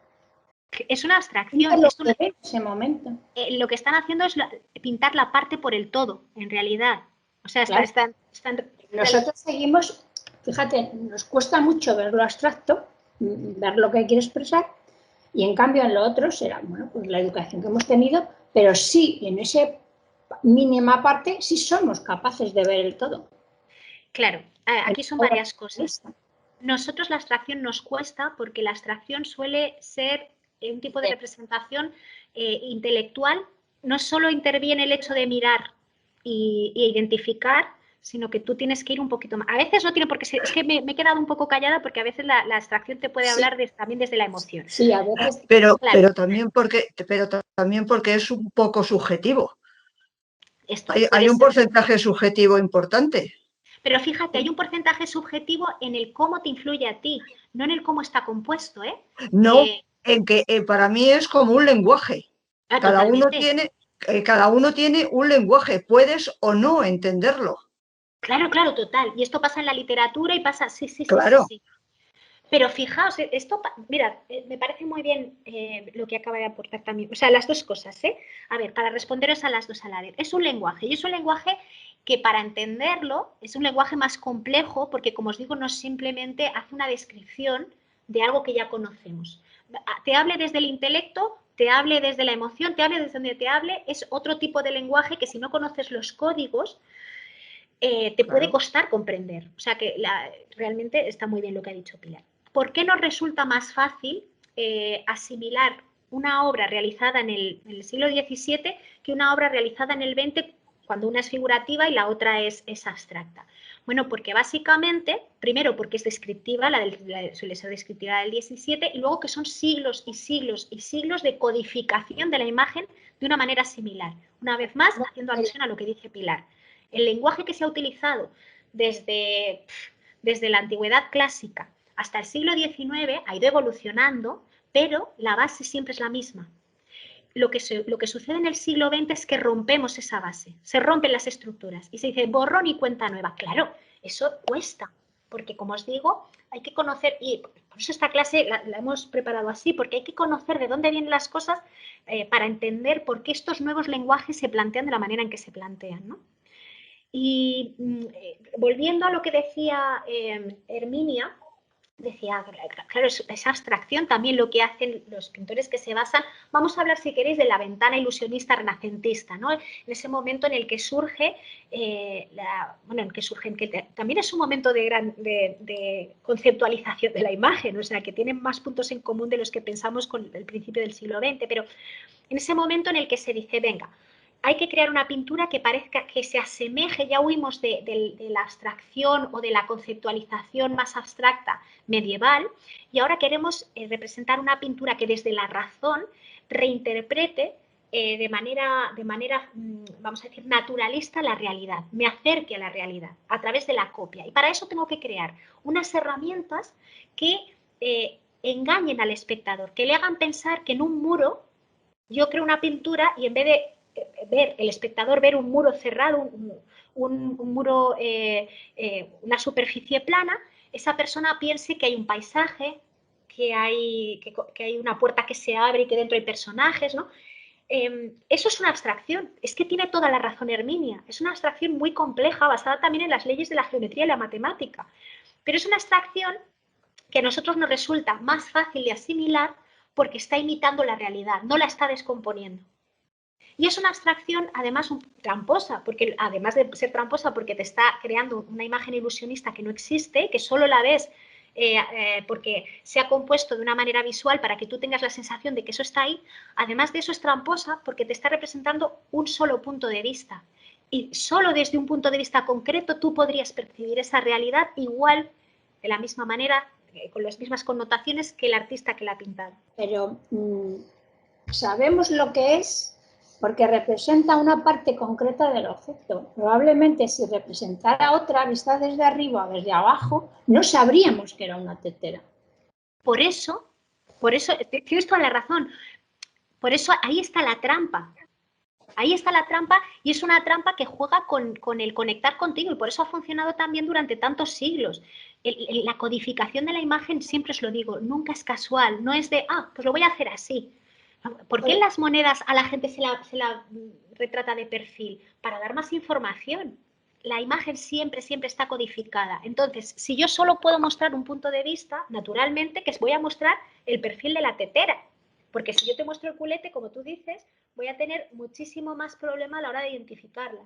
No puedo saber lo que es. Claro, perfecto. Entonces, tú nos quieres decir que no somos capaces de entender muy bien el arte abstracto porque tenemos la mente viciada. No, jolín. Yo lo que creo es que una cosa te da solamente una interpretación y la otra te da múltiples interpretaciones, porque cada uno tiene una visión de un objeto. Claro, no tienes una. Pero yo una interpretación entiendo y las otras no. O igual la entiendes más de lo que crees. Lo que pasa es que estás esperando que el código sea el mismo que se utilizaba antes. Pues por eso te digo, tengo la mente viciada. No, no es viciada, es que has recibido una información. O sea, vamos a ver, es como si tú has leído toda la vida novela clásica, vamos a decir, y de repente te hace un ensayo en el que las reglas del uso de la sintaxis han variado. Lo podrías entender, pero han variado. Leer a Saramago cuando prescinde de la puntuación es mucho más complicado que leerte, yo qué sé, el realismo mágico, por poner un ejemplo. Y ha sido algo tan básico como confiar en la libertad del espectador, que es lo mismo que hace la abstracción. Decir, tú ya sabes cómo puntuar este texto, ¿por qué te lo tengo que puntuar? Decide tú dónde van a estar esa puntuación. Esto no es exactamente así porque el artista sí que compone la imagen y esto es lo que, por eso también os he hablado de Kandinsky, para que veáis que detrás hay toda una teoría y que ellos la van a seguir, pero es verdad que a veces nos sentimos más indefensos porque no es ABC, como dice Pilar, y como no es ABC y necesitas más implicación para poder observar esa obra, pues nos perdemos. Claro, pero a veces está bien perderse. No te pierdes. Lo interpretas como lo que tú ves, que a lo mejor no es lo que él ve, claro, o lo que otra persona ve. Claro. Pero, Pilar, es verdad que hay gente que se siente perdida. Esa sensación, yo creo que es lo que quiere decir Herminia, que esa sensación, el arte figurativo puede estar peor o mejor hecho, pero tú sabes que ahí hay una manzana, ahí hay una botella, ¿no? Y luego te puede gustar más o menos, pero tú lo ves y te quedas tranquila porque sabes lo que hay, ¿no? Te sientes segura. Tú mira la imagen que tienes en la pantalla. Con tarro de jengibre. ¿Por qué de jengibre? Bueno, en este caso ha querido poner el título. Esto es muy interesante, porque vamos a ver que en este caso él, para generar esta imagen, ha utilizado un tarro de jengibre y el título nos condiciona. Pero mirad, vais a ver una cosa. Vamos a ver el proceso que sigue Mondrian para ir descomponiendo esa imagen que tú antes lo has dicho, Herminia, y la va a ir descomponiendo en formas geométricas básicas. Le va a ir quitando el detalle, le va a ir quitando, digamos, lo que individualiza, por ejemplo, a este árbol y lo diferencia de otro árbol, y poquito a poco lo va a ir convirtiendo en formas básicas, ¿vale? Y quiero que os fijéis también en los títulos. Los títulos también son importantes. En este caso, árbol rojo. Aquí vemos esa tendencia que ya hemos visto que él ha reconocido, ¿no? De decir, no, es que mira, fíjate, yo he desvinculado el color natural, he desvinculado la apariencia natural de la imagen para buscar otra verdad, otra manera de expresar. Muy bien, aquí lo vemos. Pero como esto no era suficiente, él sigue investigando. E influido por los cubistas, él va a empezar a descomponer la imagen buscando la línea esencial. Y damos un paso más allá y seguimos teniendo un árbol gris, además el título nos lo deja claro, y lo seguimos viendo, porque es verdad que ha geometrizado, que ha esencializado la imagen, que incluso ha introducido algunas facetas, ¿no? La pincelada sigue estando muy presente, pero a pesar de esa esencialización de la imagen, seguimos viendo un árbol. Aquí lo lleva un pasito más allá. Fijaos que estamos en el mismo año, ¿eh? Estos son pruebas que va haciendo. Fijaos cómo va introduciendo una retícula que va facetando, que esto está muy basado en la idea estética del cubismo, pero fijaos en el árbol. El árbol ya se va convirtiendo en una maraña de líneas, que tiene mucha potencia, ¿no? También el color, habéis visto cómo ha ido perdiendo color, ¿no? Que también esto por influencia del cubismo. Y aquí el título es importantísimo porque nos dice que es un manzano, pero si no nos dijera que es un manzano. Pero fijaos qué belleza en la composición. Fijaos cómo la unión de una trama, digamos, más reticular, unida a esta presencia de las líneas curvas, situadas en, pues, un poquito generando diagonales, entrecruzándose. Sí que podemos ver, como nos da pistas, sí que podemos ver este tronco y cómo se abre en la copa del árbol. Pero como os digo aquí, dependemos muchísimo. Si queremos buscar una referencia, dependemos del título. Y aquí ya nos digo, fijaos, aquí ya empieza a poner composición. Ya me está diciendo que no estoy copiando unos árboles completos, sino basándome en la idea de árboles, de diferentes árboles, descomponiéndola, totalmente, geometrizándola, descomponiéndola, esencializándola, puedo generar composiciones de este tipo. Que es más o menos lo que estaban haciendo en ese momento los cubistas. ¿Os dais cuenta? Lo que pasa es que él lo lleva un paso más allá. Porque fijaos lo que dice, poquito a poquito comprendí que el cubismo no asumía las consecuencias lógicas de sus propios descubrimientos. Está diciendo, sois unos cobardes, Picasso y Braque.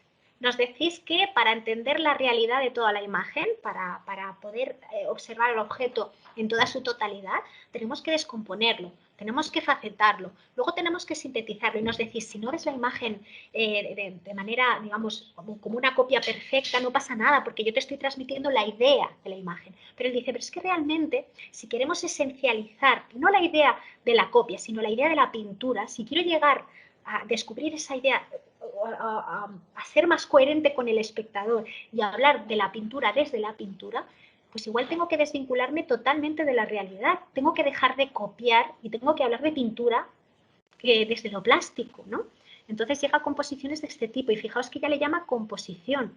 Ya no me dice manzano, ya no me dice árbol, ya no, porque ya no hay que buscar nada detrás de esta composición o de esta. Sigue aquí, si vemos, sigue muy unido al tipo de cromatismo de carácter cubista, esas facetas, pero vemos que ya está entrando en un terreno totalmente desconocido hasta entonces, ¿no?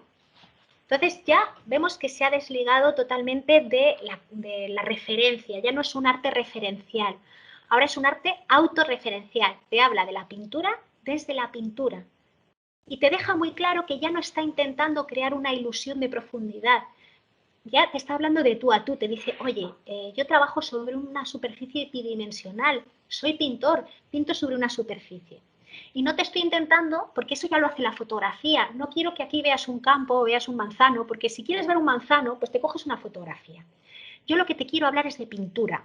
Estoy buscando a través de la teosofía, a través de muchos movimientos que me influyen, estoy buscando la manera de que tú entiendas cuál es la realidad de la pintura, cómo se compone, cómo se construye, ¿no?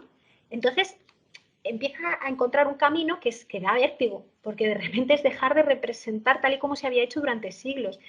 Y da tanto vértigo que aún hoy a muchos de nosotros nos puede costar enfrentarnos a este tipo de obras.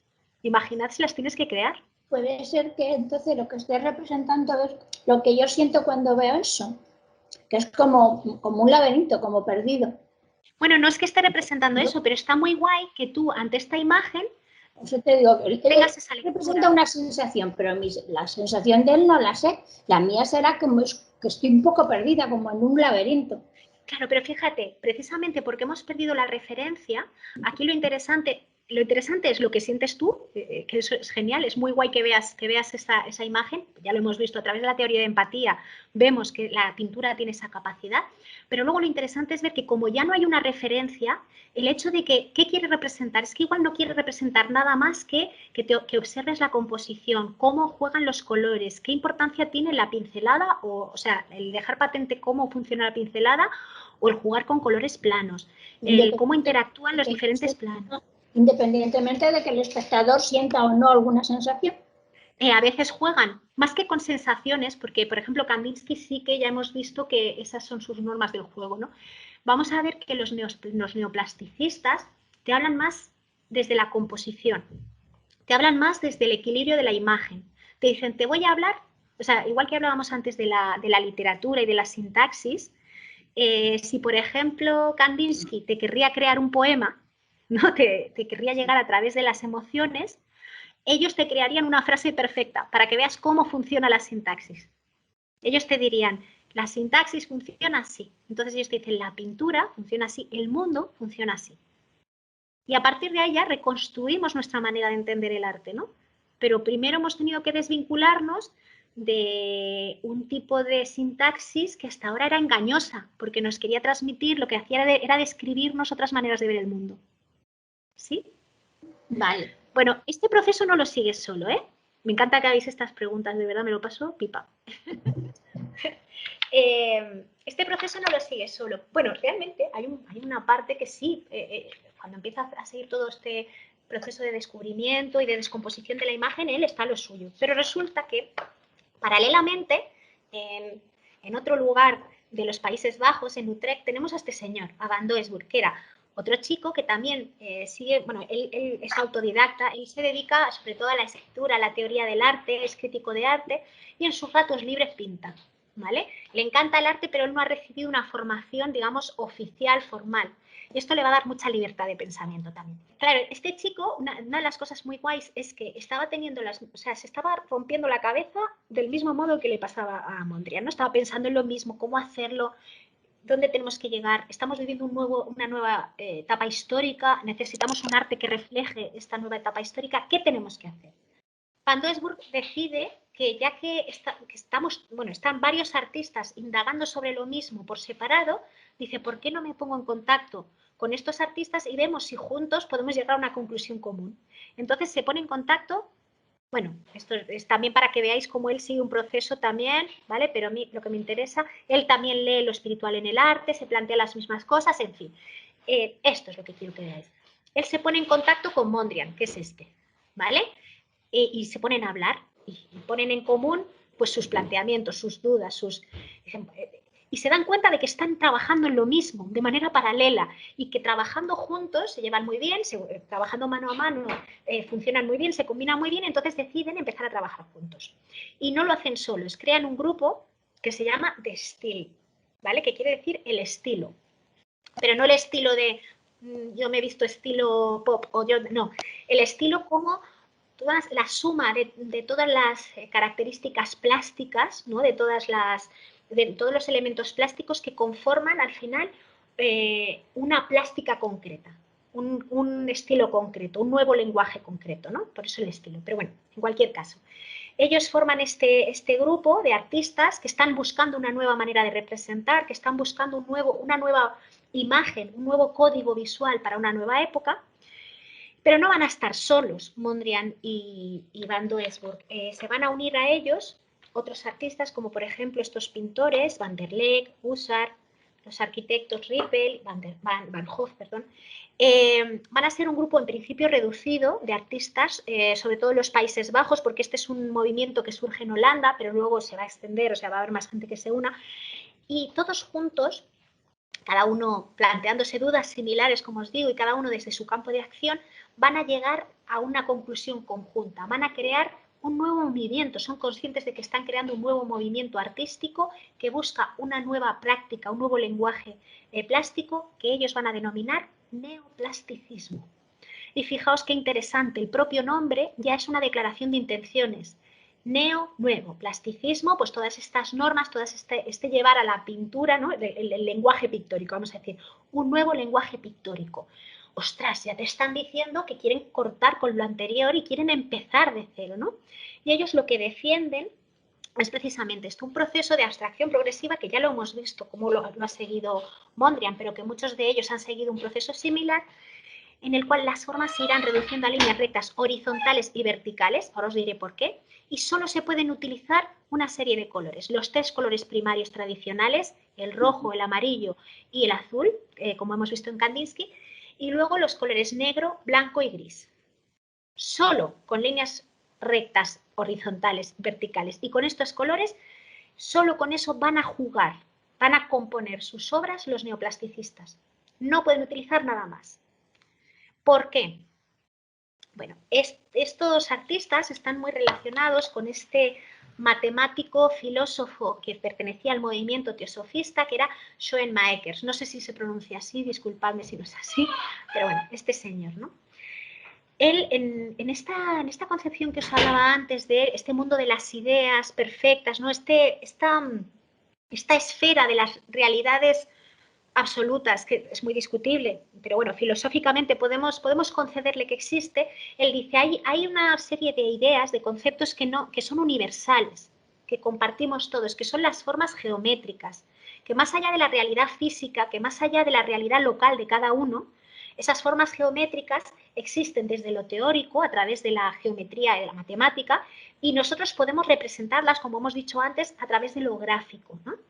Esas formas geométricas, esa base, digamos, casi matemática, de abstracción matemática, que como os digo, existe más allá de los localismos, es lo que configura, según él, el orden del mundo.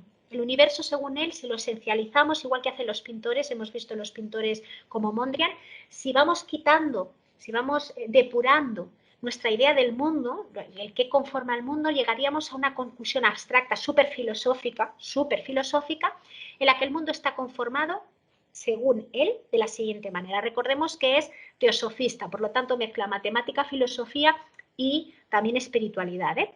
Vamos a ver, dice, el mundo está compuesto por varios elementos. Dice el primero, los 2 valores contrarios, fundamentales y completos que configuran nuestra Tierra y todo lo que está en ella son la línea de fuerza horizontal, que es el curso de la Tierra alrededor del Sol, y el movimiento vertical y profundamente espacial de los rayos, que tienen su origen en el centro del Sol.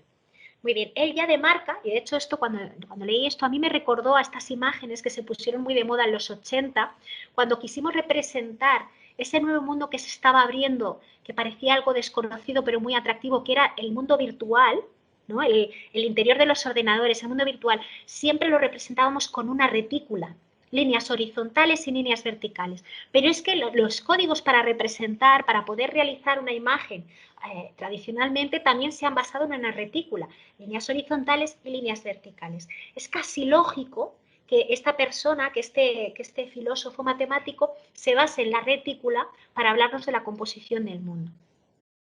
En cuanto al color, dice, los 3 colores primarios son esencialmente el amarillo, el azul y el rojo. Son los únicos colores que existen. El amarillo es el movimiento del rayo, la vertical, el azul es el color que contrasta con el amarillo, el firmamento horizontal, el rojo es el acoplamiento del amarillo y el azul. Claro, son los colores primos, o sea, son los colores que tradicionalmente se han ido utilizando para, mezclándose entre ellos, generar otros colores. El azul y el amarillo, el verde. El rojo y el amarillo, el naranja, ¿no? Partiendo de esos colores hemos generado los derivados. Ya os he dicho que ya había surgido la teoría del color y ya conocían, ¿no? esta teoría.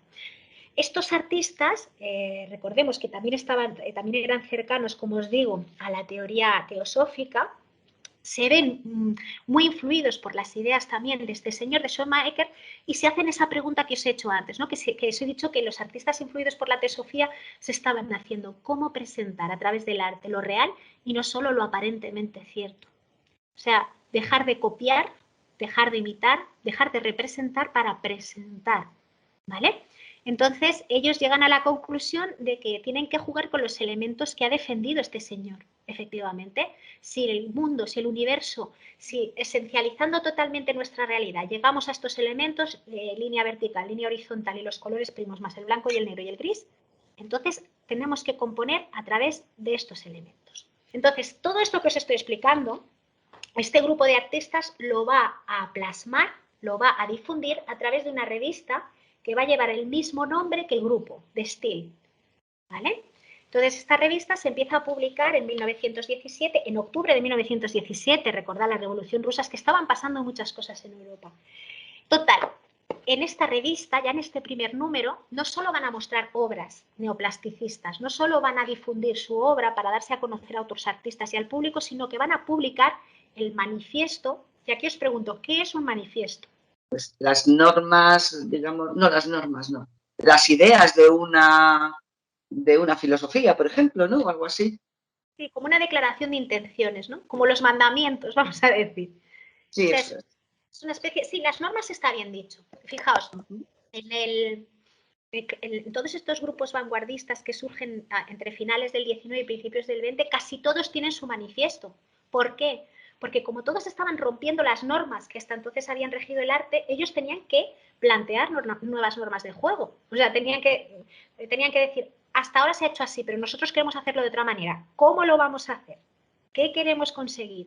Por eso era necesario y por eso es tan interesante que todos estos grupos publiquen los manifiestos, porque de algún modo es darse entidad, es generar unas nuevas normas del juego, como decíamos. El manifiesto neoplasticista, no os voy a poner todos los puntos, voy a ir comentando algunos de los puntos para luego verlos reflejados en las obras, ¿vale? ¿Qué planteaba? Planteaba lo que os he dicho. Ellos estaban buscando la renovación estética. El cómo se había representado hasta entonces se había quedado anacrónico y además poco práctico. Ya no representaba a la realidad que ellos estaban viviendo. Así que, ¿qué tenían que hacer? Pues tenían que buscar un nuevo lenguaje y entonces ellos decían, este lenguaje que vamos a utilizar, este lenguaje plástico que vamos a utilizar, tiene que ser universal, por lo tanto tiene que ser objetivo. No puede basarse en la subjetividad, porque entonces mucha gente se quedaría fuera. Tiene que servir para todo el mundo. Vale. Por eso excluimos lo individual y excluimos además la representación del objeto, porque el objeto está limitado, temporal, localmente, o sea, puede tener características que yo reconozca, pero tú no. Como tiene que ser universal, prescindimos de eso.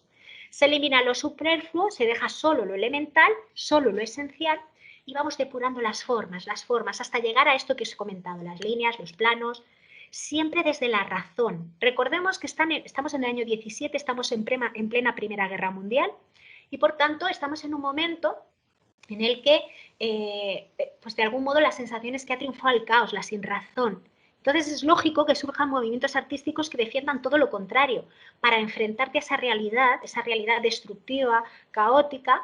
Surgen movimientos como este que lo que te indican es vamos a plantear una nueva manera de entender la pintura desde lo racional, ¿vale?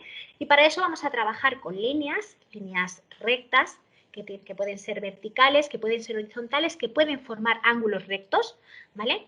Pero que, por ejemplo, no pueden jugar con códigos previos. Es muy importante la composición, ellos dicen la composición es básica y tú tienes que ir jugando con ella para crear un equilibrio, pero es trampa si utilizas la simetría. No se puede utilizar la simetría, porque eso es un código de representación que hemos heredado desde la Grecia clásica. Entonces, nosotros tenemos que huir de eso para crear nuevas maneras de combinar y de componer nuestras obras. En cuanto al color, pues lo que os he dicho, muy poquitos colores, los primos y blanco, negro y gris, los neutros. Fondos claros, en principio ya veremos que no todo el mundo lo cumple, y fijaos lo que quieren conseguir. Queremos conseguir pinturas equilibradas, ordenadas, optimistas y alegres, porque ellos creían en el poder del arte. ¿Os acordáis que os he dicho que en Arts and Crafts ya defendían que el arte era un motor de cambio que influía en la vida de la gente, que la imagen y el objeto podían transformar tu vida mejor? Pues ellos, los neoplasticistas, consideran lo mismo. Dicen, el arte tiene la capacidad de influir en la vida de la gente. Si la gente lo está pasando mal, yo puedo representar lo mal que lo está pasando, pero también puedo optar por intentar influir positivamente en ella. Entonces, sus composiciones van a derivar hacia eso. Y aquí os pregunto, ante esta composición, ¿qué elementos vemos del manifiesto que os acabo de leer? Pues todos. En fin, es que líneas verticales, horizontales, colores planos, básicos, no sé. Sí, sí, todo muy bien. Vemos también en esta, fijaos, cada uno está buscando su recorrido. Aquí cuidado que los colores están un poco desvirtuados por el paso del tiempo y por la pantalla, pero sería lo mismo, ¿no? Veis cómo cada uno, con los mismos principios, va jugándolo de manera diferente y va probando. Aquí Mondrian aún no había encontrado ese lenguaje, ese tipo de obras que luego vamos a reconocer todos. Está probando, está conjugando esas normas del manifiesto de diferentes maneras para ver qué resultados puede tener. Por ejemplo, aquí fijaos, composición de campos de color. Aquí básicamente, aunque juega con las líneas verticales y horizontales, porque esta composición de rectángulos y cuadrados realmente está formado por líneas, ¿no? Pero como el fondo es blanco y las líneas son blancas, se pierde en el fondo y lo que está jugando aquí es con el propio color, ¿no? Como la diferente combinación de los colores pues hace que interactúen de manera variada entre ellos. Por ejemplo, fijaos, aquí está jugando a no tener más color que la monocromía blanco-negro, ¿no? Bueno, la bicromía blanco-negro. Y fijaos cómo jugando con líneas verticales y horizontales ha atomizado realmente la imagen, ¿no? Esta obra es maravillosa. Aquí vemos obras de otros componentes. Esta obra es un poco tramposa. Se ha saltado dos normas. ¿Qué dos normas se ha saltado usar en esta obra? El color para empezar. Fijaos que, claro, lo que ha hecho es decir, claro, el azul y el amarillo, si los mezclo, me da verde. Ya usar, pero aquí has hecho trampa, ¿no? Y luego, ¿qué más? Hay otra cosa que se ha saltado. Fijaos que, si nos fijamos en el título, está intentando o nos quiere transmitir o nos quiere condicionar para que aquí veamos la representación figurativa muy esencializada de unos patinadores. ¿Lo veis? Sí, sí, o sea, sí. Aquí está jugando este artista. Bueno, ya en los años 20 Mondrian encuentra por fin este tipo de composiciones que van a representar el resto de sus etapas, bueno, que sobre todo van a ser más comunes en el resto de sus etapas creativas, ¿no? Y vemos las normas básicas que ya hemos visto. Líneas verticales, líneas horizontales, en este caso la línea toma mucha presencia porque siempre va a ser línea, bueno, siempre no, en las últimas etapas no, pero línea de color negro. Juego con los colores primos, con los grises, con los blancos, el juego con la composición, en fin. Esto es lo que va a ir haciendo. Antes de acabar y antes de ir viendo hacia dónde va, deciros que, ¿os acordáis que os he dicho que los artistas de Arts and Crafts consideraban que el arte debía de inundarlo todo, ¿no? Ellos consideraban que todas las piezas cotidianas con las que nosotros convivimos tenían que ser piezas artísticas, artesanales. Bueno, esto también lo heredan los neoplasticistas. Aquí vemos una obra de Van Doesburg que no es neoplasticista, pero vemos cómo se basa en la obra o cómo está inspirado en obras previas de Mackintosh, pero en fin. Os quiero hablar un poquito, muy rápidamente de este señor, porque este fue uno de los que formaron parte del movimiento de Still, que no se centraron en la pintura, sino se centraron en otras disciplinas. Él era ebanista y arquitecto. Entonces, cuando se une al grupo, hace cosas como esta. Fijaos qué maravilla. Hay que decir que el diseño de esta silla, él antes de entrar en el grupo, porque él en su tienda de muebles, como era ebanista, hacía diseños muy guays. Y esta silla la había diseñado y de repente cuando entró en el movimiento de Still, cuando se unió a los neoplasticistas, se dio cuenta de que si introducía el color, esta silla se convertía directamente en un cuadro neoplasticista, ¿lo veis? Pero es que él lo llevó, bueno, estos son otros diseños que tiene, esto lo llevó a sus últimas consecuencias. Esta pieza de arte total, que es la única casa enteramente, totalmente neoplasticista que existe. Fijaos que lo que ha hecho es llevar las normas del neoplasticismo a un edificio.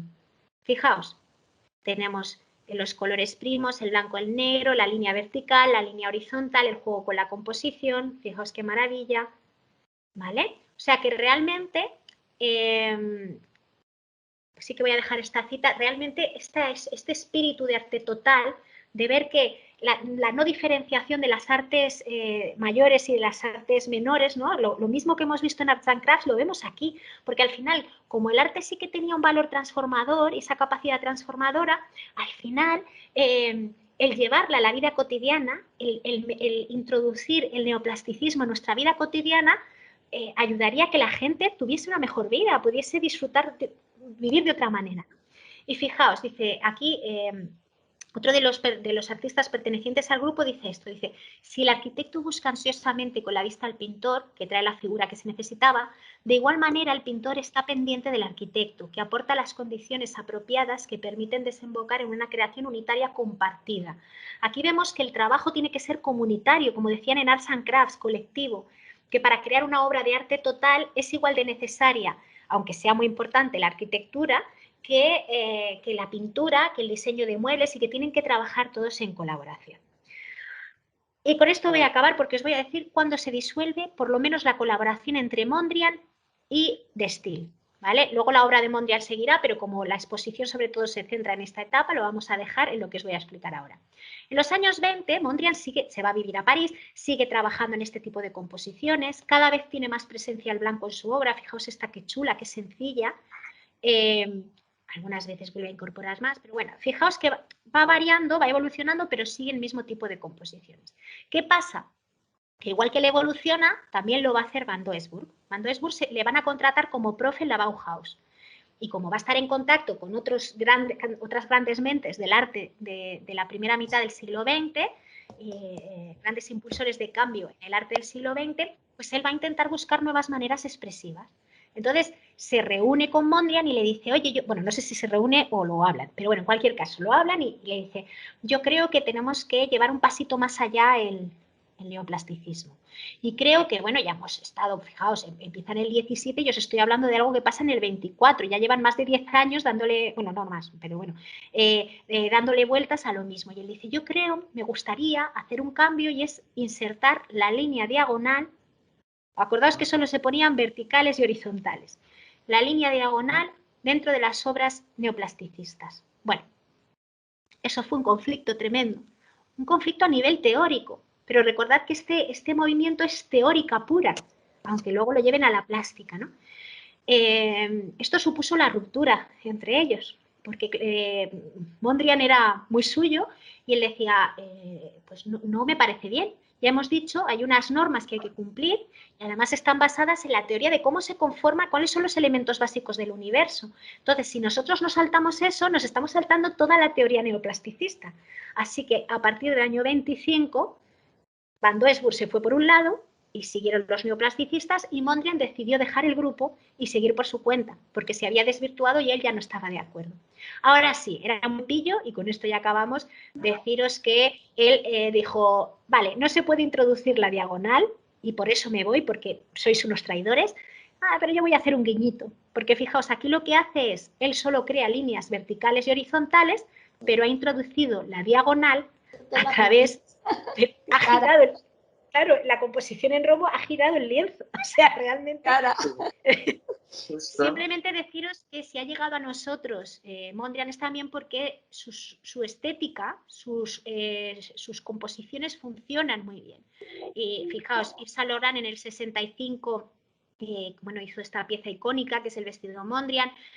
Chanel lo ha utilizado también en algunas de sus colecciones, pero incluso hubo una marca, que no sé si la conocíais, que era de ropa deportiva, de bicis y tal, que se llama Look, que era de los 80, 90, y que se basó en el diseño de Mondrian. O sea, yo he tenido una mochila que yo no sabía que era Mondrian, y luego me enteré, digo, mira, pues mira qué bien. Pero esto ha seguido hasta ahora. Ahora en Pull&Bear tenéis estas calcetines y estas sudaderas, para que veáis que realmente... El tipo de composiciones, el tipo de estética que planteaban este grupo funciona a nivel visual. La prueba es que desde el diseño cotidiano se ha insertado perfectamente y lo hemos hecho nuestro. Pero es que esto ha pasado con muchos de los movimientos y de las piezas o de los preceptos que se generaron en vanguardia. IKEA vive directamente de la Bauhaus y de las composiciones neoplasticistas en muchos casos. O sea...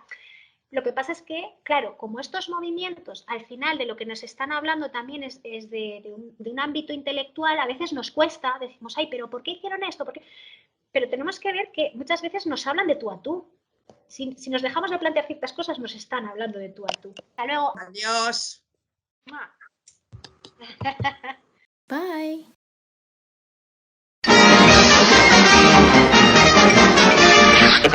Eso es todo, amigos.